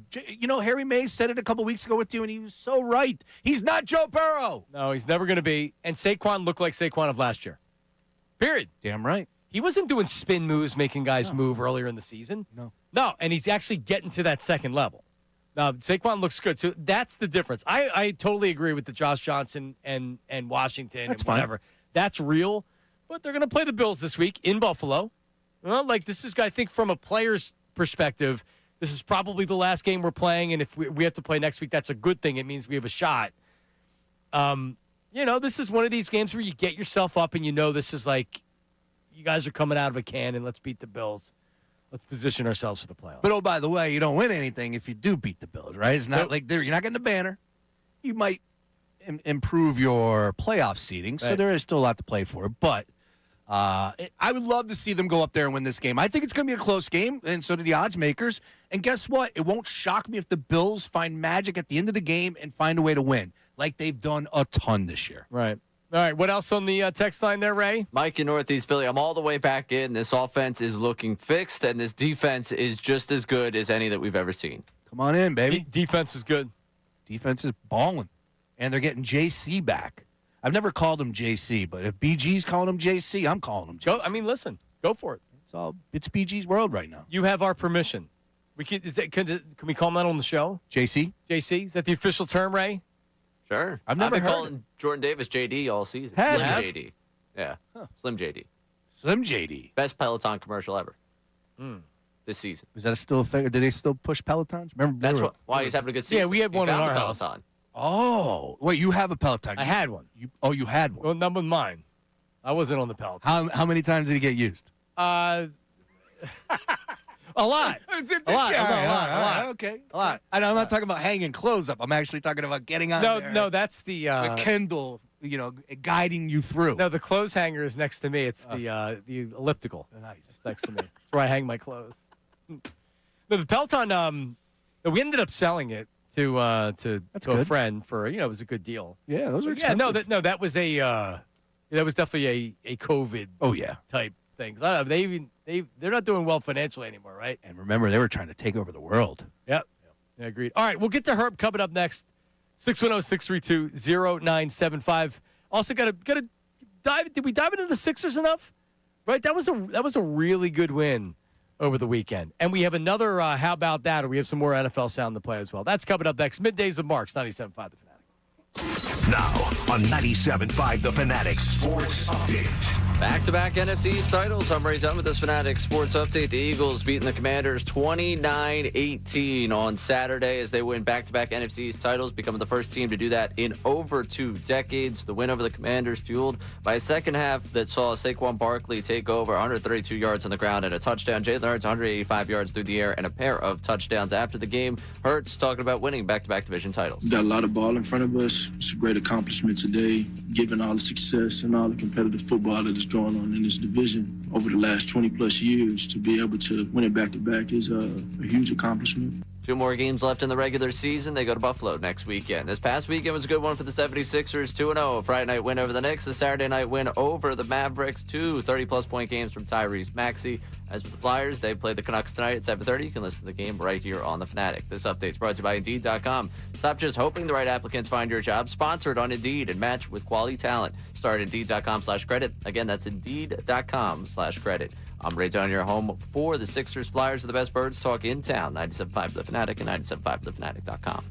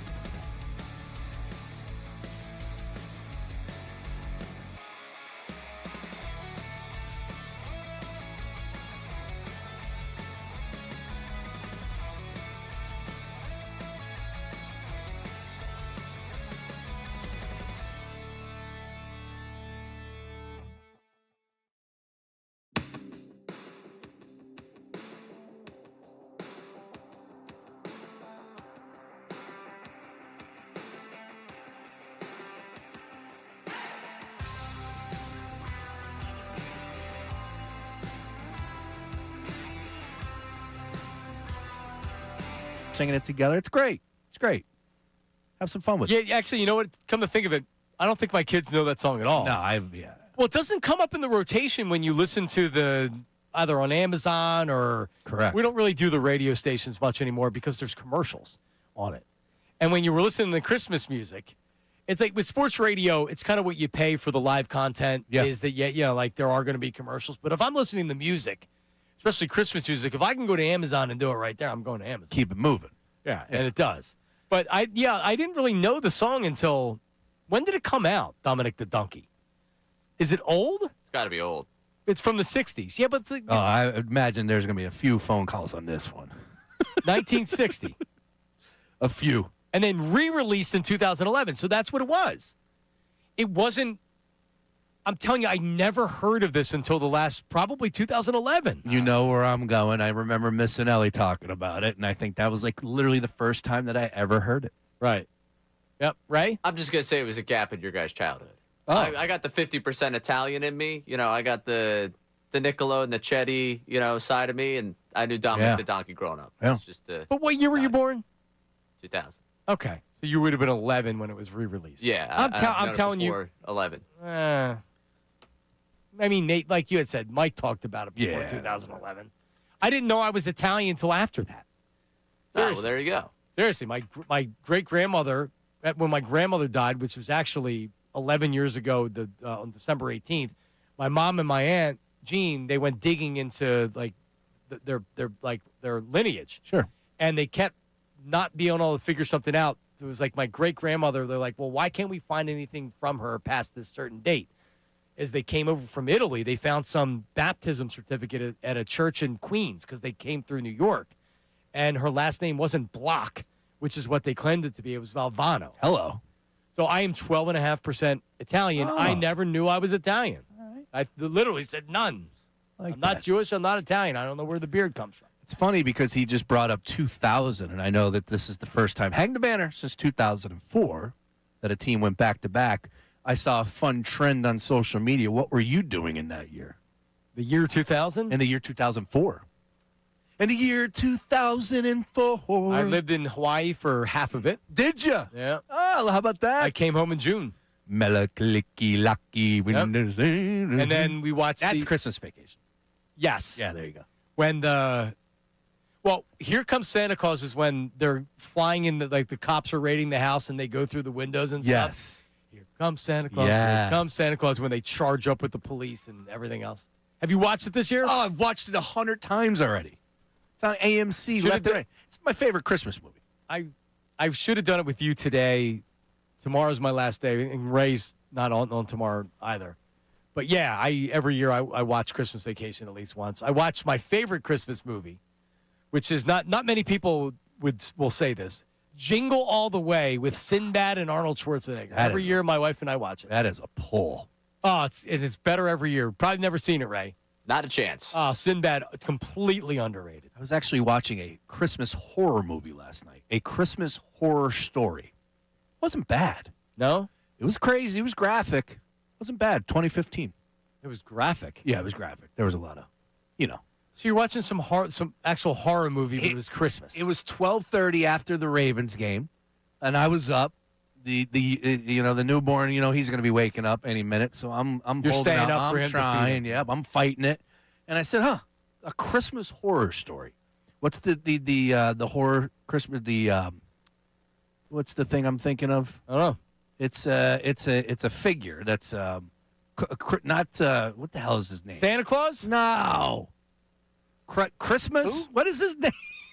All right, it's over. Krampus. Huh? Krampus. Krampus? Are you aware of Krampus? I have no idea what Do you're you talking know about. Krampus? Yes, I'm aware of Krampus. Krampus is in this. And that got my attention, and I was watching it. And there was little elves that were fighting people. It was crazy. It was a good movie. Do we really need a horror movie Yes! for Christmas? We don't. We need Hallmark movies and the movies that we're talking about. You know where I'm at. Yep. Yeah, I watched a Hallmark movie over the weekend. I enjoy them. Watched one that was new on Netflix. It was pretty good. And the Netflix ones are good. It was Melissa Joan Hart was in it. Oh, I love her. Yep. She's an Eagle fan. Yep. And there was this dude by the name of Chet who stole the show. It was pretty good. It was funny. My next life, I want to be one of the male figures on the Hallmark movie. Alicia Silverstone was the main. He does it. The main Winnie act. Cooper is also in them. A lot of the other they were legends in their own mind. Damn right. Like Herb from Northeast Philly. Herb, you sent us the video from Miami, and I'm too dumb to have realized it. It looks like it's artificial intelligence. The movie. Can you confirm that? Johnny, listen. That Rick Cibarelli, the guy I work with, he took a picture. What's his address and phone number? 215. No. All right, so you sent him the picture. He took a picture, and then he made his own little video up to get you all fired up. So he did the AI portion of it. Listen, I got a couple things to say. All right. When you want me to come back up there? Well, listen, we're going to have to wait till after the holidays to figure that out. Because it's like with Casey Okay, Boy and Delco Let's talk about the Eagles. Let's talk about the Eagles. It's most important. You sound like a lot of fun today. What I've seen in the last couple weeks is what I was looking for. Those plays, that were successful, during the losing streak. I'm looking for plays, that are successful plays. These 1 yard losses, handoffs, 30 dive, 32 dive, 30. I'm sure that's exactly what Joe Hurts is saying. All right, guys, 32 dive, ready, break. So, you understand? We gotta get 4 or 5 yards on first down. We gotta get in our situations, 2nd and 5, 2nd and 3, actually, 2nd and 4, whatever. Really? You understand? Yeah, no, So I'm gonna hold on. I'm gonna let you talk. It is interesting because it did feel like that they weren't starting off 2nd and 9 and 2nd and 10. They were doing much better on first down, and that's what happens when you can actually run the ball effectively, Herb. And play action. When he's under play action, you have different options.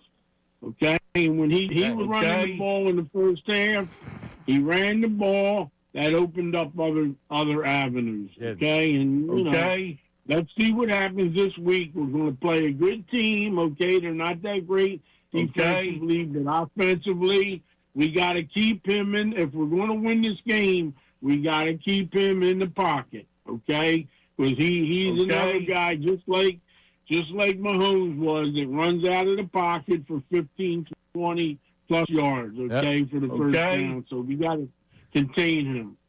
Gotcha. So then happy Hanukkah to you, by the way, Herb. Yeah. Yes. I was going to say to you, I think a couple years ago, I said to you, Marks, and I have relatives that are Jewish.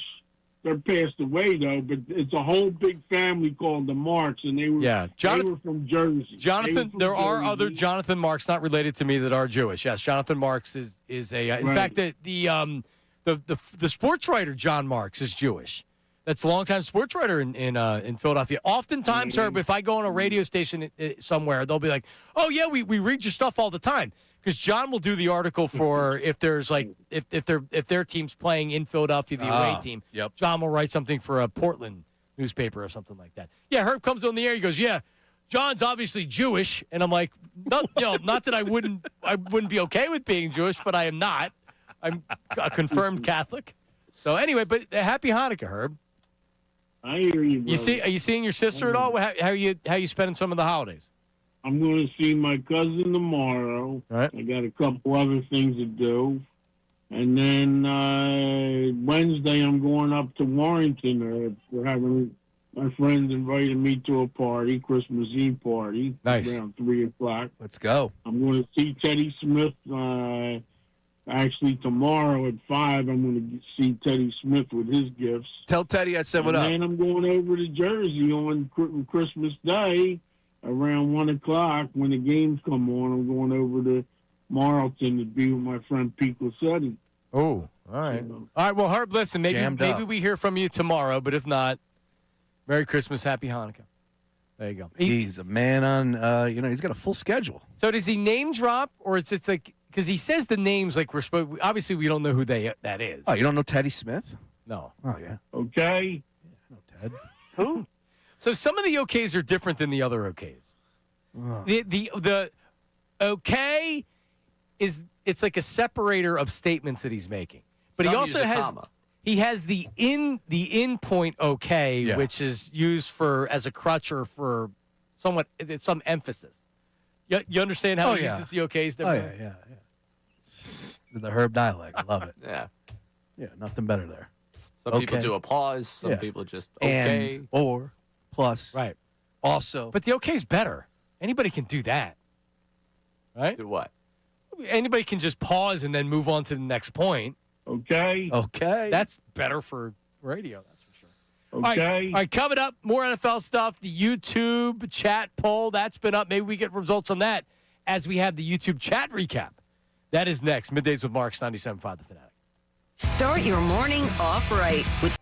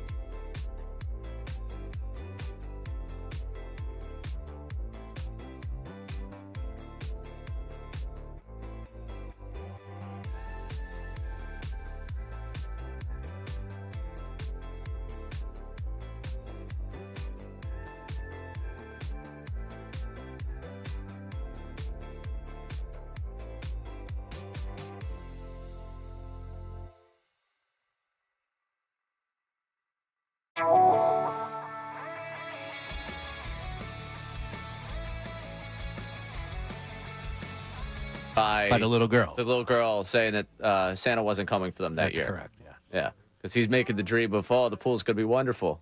So good. Such a great. I haven't seen it this year. I haven't watched either yet this year. That's on the Vegas docket for Vacation is nowhere near Christmas Vacation. Vegas, I wouldn't even mention it, dude. That's how bad. No, I watched it once and I was so mad because it took away from the other ones. Yes. Well, I'm going to ask my phone right here. Yeah, Clark. Go ahead. Eddie emptying, what was that thing even called? I don't know. Eddie emptying the RV Christmas Vacation. I think he was looking out there, and that's where he saw Eddie's like waving to him. Well, he gets on the diving board. Remember, he gets on the diving board. I think that's we're combining. Eddie's in the pool. Yes, and he's drinking in the pool or whatever. Yes. Whatever happened to that girl that got on the diving board? That was obviously the lingerie girl behind the desk. She was on Maxim magazine's cover like 2 years later. Strong. All right, well there you go. But yeah, so I love that song. Good one there, Ray. Love that movie. Ray, are you working? You're not working Christmas Eve? No.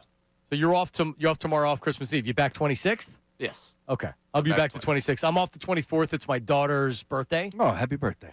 So, so I'll be off 24th, 25th, back on the 26th. And I think Mike Gill is in on How about the day after that? Christmas. Yeah. Oh, he's in with us. I think he's also in for his Christmas. Oh, no. Christmas Eve, he's solo. And then I think I don't know. He might be with us Friday. Yeah, he's with us Friday. Yeah, there you go. I think. So, great time with them on Friday. Yeah. You guys, I popped you on in the car when I was, took a 5-minute drive. Strom trade happened right before the show. Yeah. It's always great. Prepped everything, 9:55. Hey, let's just talk Phils. Yeah. So that's what you did, a lot of Phils? Yeah, a lot of Phils. Yeah. As you can imagine, you hate doing the preview shows. The preview for Eagles Commanders was, don't screw this up, boys. Yeah, there's not much to talk about with that. You're really forcing any particular type of topic. You could talk about the game, but you're not saying, like, if they don't win the game, is it a must-win or a can't lose? Definitely a can't lose. 610-632-0975. Natalie Scorsese. That's her name. Really? Related to Martin? Still kicking. 71 years young, and she is, That's Herb's age right there. How about that? That's the ladies that Herb's age right now. Sorry. But anyway. I was looking up. One thing, until he found the answer, could have been tomorrow he would have been looking for it. The Strom trade, it has come out that he rubbed people in the organization the wrong way, and it's not just – it might have been some of his teammates too. Because Dombrowski answered the question about if it had anything to do off the field or was there clubhouse issues. Dombrowski specifically said, with me, I had no problem with Matt Strom. Ooh. It wasn't, oh, no, like all this stuff's nonsense. No, it was, it's been well documented. So the Strom thing, because my initial reaction to the trade was, yeah, like that's not a whole lot. Now, the guy ended up being really good. Yeah. And he's cheap. But I was expecting a little bit more. There just wasn't a huge market for him out there. Sounds about right, and that is intriguing as far as the comments are concerned. I was surprised at how much Dombrowski was out there. It felt like he was talking a lot last week. I'm like, man, sure was. Is that like new, or is that just every time they made a move? Every time he was making a move? Oh, he loves the talk. Okay. He loves the talk. Yeah, he's very media friendly, and he has the relationship. So, I mean, you think about it. He's on MLB Network pretty much whenever you can have a chance to talk as a GM, winter meetings, free agency after you sign somebody. He's not just doing one and not doing any more. He's doing foul territory. He's doing this. He's doing that. So he wakes up with the desire to talk. He talks to them. It's the middle of June. Nobody's spoke across baseball for weeks. He's good at like, it. You know what? MLB Network needs me this morning. Well, he's good at it minus the Bryce Harper stuff. Yeah, that was not so good. He's so friendly for us for that. Like, in the middle of June, you need some good trade deadline slop conversation. Dombrowski's going on MLB Network to mention they need the bullpen help. And I want somebody to ask him, are you guys in, let's say JT, we know you want to re-sign JT. Let's say that that he signs with somebody else. Are you now players for, because as much as people won't shut up about Bregman and Bo Bichette, which I understand they're good players. Oh, yeah. They could use a bat. They could use a right-handed bat, whatever. So, like, if you did pivot away from JT, you would then have some money at least to put towards those guys. It just doesn't, like, I want him to be asked specifically so he can shoot it down, because that's what he'll do. My new walk-to-work bet, we came up with this on Friday, is if they sign Bichette or Bregman. You'll walk to work? Yeah. For a week? No. Once? Once. I think you're safe. Yeah. Okay. They're not signing these guys. The walk-to-work bet is designed to be safe. But with a GM like Rubin, Ruben would be like, he's not interested, and then to be like, hey, Ruben, this player's still available, and he'd be like, huh? Whip that checkbook out. Yep. Hey, Mr. Middleton. Yeah. I like Rube. He's doing well in the post career, and he was a baseball lifer. Dude, he's a Philly, and let's not forget how good those teams were. They didn't win a World Series. That's not because of him. You're so right. Man, he made big trades. He did. He pulled out the checkbook. A lot of those decisions seem pretty easy looking back on it. I'm sure they were in the moment as well, but he screwed up the one with Cliff Lee the first time. Letting him leave or trade him. Yeah. Yep. Yeah, he did. Getting all those players back. But you know what? How would Ruben have treated this free agency? Bringing everybody else back? That's again, right? Like yes. When the offseason starts, the general manager, it's about finding, okay, what's the vision for this ball club? What would Ruben be saying about last year's team? We got to get better. Well, I mean, I think you have to, you got to get better. Got to get better. You can still bring those other guys back. The problem is they're so up against it with salary. Yeah. Their payroll was $370 with the luxury tax last year. This crazy. Isn't the NFL. It's definitely not how the Phillies normally operate. Holy cow. I mean, they spend money, but not like this. Well, it all changed when Middleton became the singular owner, correct? They're big time. Even with David Montgomery, they were always, once they won the World Series and they had the new ballpark, they were always the top 5 spender. And then when you suck, you're not going to spend $300 million to suck. Then you got to bring the payroll back, and now you're trying to build. And then when you're ready to compete, that's when they do it. They'll lose money, or they will not make money or not make a lot of money when they're good because they want to win. That's what you got to do. All right, let's do it. Let's close out the show. YouTube chat recap. It's time for the YouTube chat recap. How about filling us in? Let me tell you something else, man. Watch us live on YouTube every single weekday. I can't lie. Let me tell you something. It's the Middays with Marks YouTube chat recap. All right, hit me.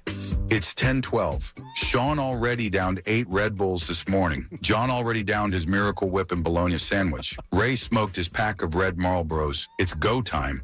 If Bayless from the YouTube chat... I meant to take a picture, but I looked over at Sean, Ray, and this is what he had. You know the biggest Wawa coffee you can get, 24 ounce? Oh, yeah. Mm-hmm. It gets cold in about 7 minutes. Yep. One of them.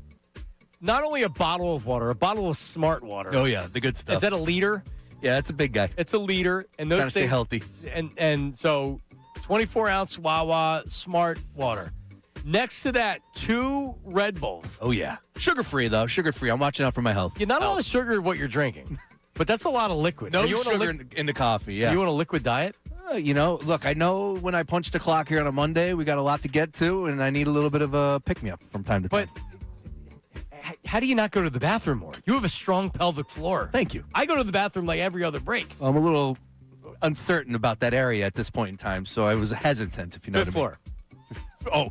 Or the 6th floor. 6th floor. No, I'm not talking about that. I'm talking about just as far as everything I went through on Friday. Oh. So it's like, I'm a little cautious right now. Oh, gotcha. Them walking. Snip. Yeah. Walking, getting there.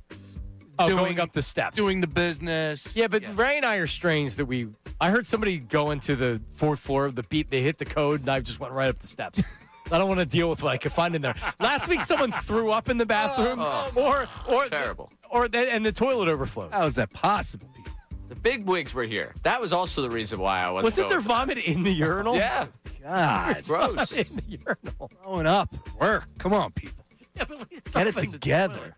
All right, let's go. Ray, that is quite the sweater. Does it come with an Elton John record, or is that just your smoking sweater? MBD from the YouTube chat. I didn't see it. I didn't even notice. Oh, it's a Christmas sweater. Yeah, it's an Eagles Christmas sweater. It's just like, is it Miller Lite? No. I have a Miller Lite Eagles Christmas sweater. That's a nice item. I might wear it tomorrow. Step into Christmas. That's another great Christmas song by Elton John.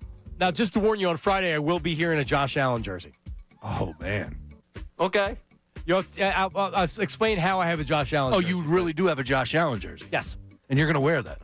On Friday. I'm going to wear a Brandon Graham jersey. Make sure we have our How do you loyalties think that'll in the be right spot. received? Yeah, I don't think that's going to go over very well. Thursday? I won't be here Thursday. Friday. Like, it's my only day to wear it. Yeah, that's fine. That's You why. can wear Believe me, it. I've already thought of this. Ideally, I'd wear it on a Thursday. Oh, man. But since I'm not here Thursday because it's Christmas, I have to wear it on a Friday, or I'm not doing. You're going to wear a Josh Allen jersey on a football Friday. Yeah, that's not going to go over very well. I'm sure people won't take it out of context and will. Jalen Hurts in a Yankees hat? What is he doing? All right, what do you got, Ray? Morgan Stern did hair restoration on Johnny's back instead of his head. If Bayless...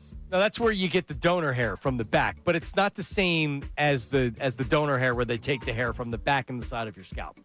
But I haven't shaved my back since... oh, man, my back is hairy. Since the shore. Yeah. I haven't shaved my back. Same.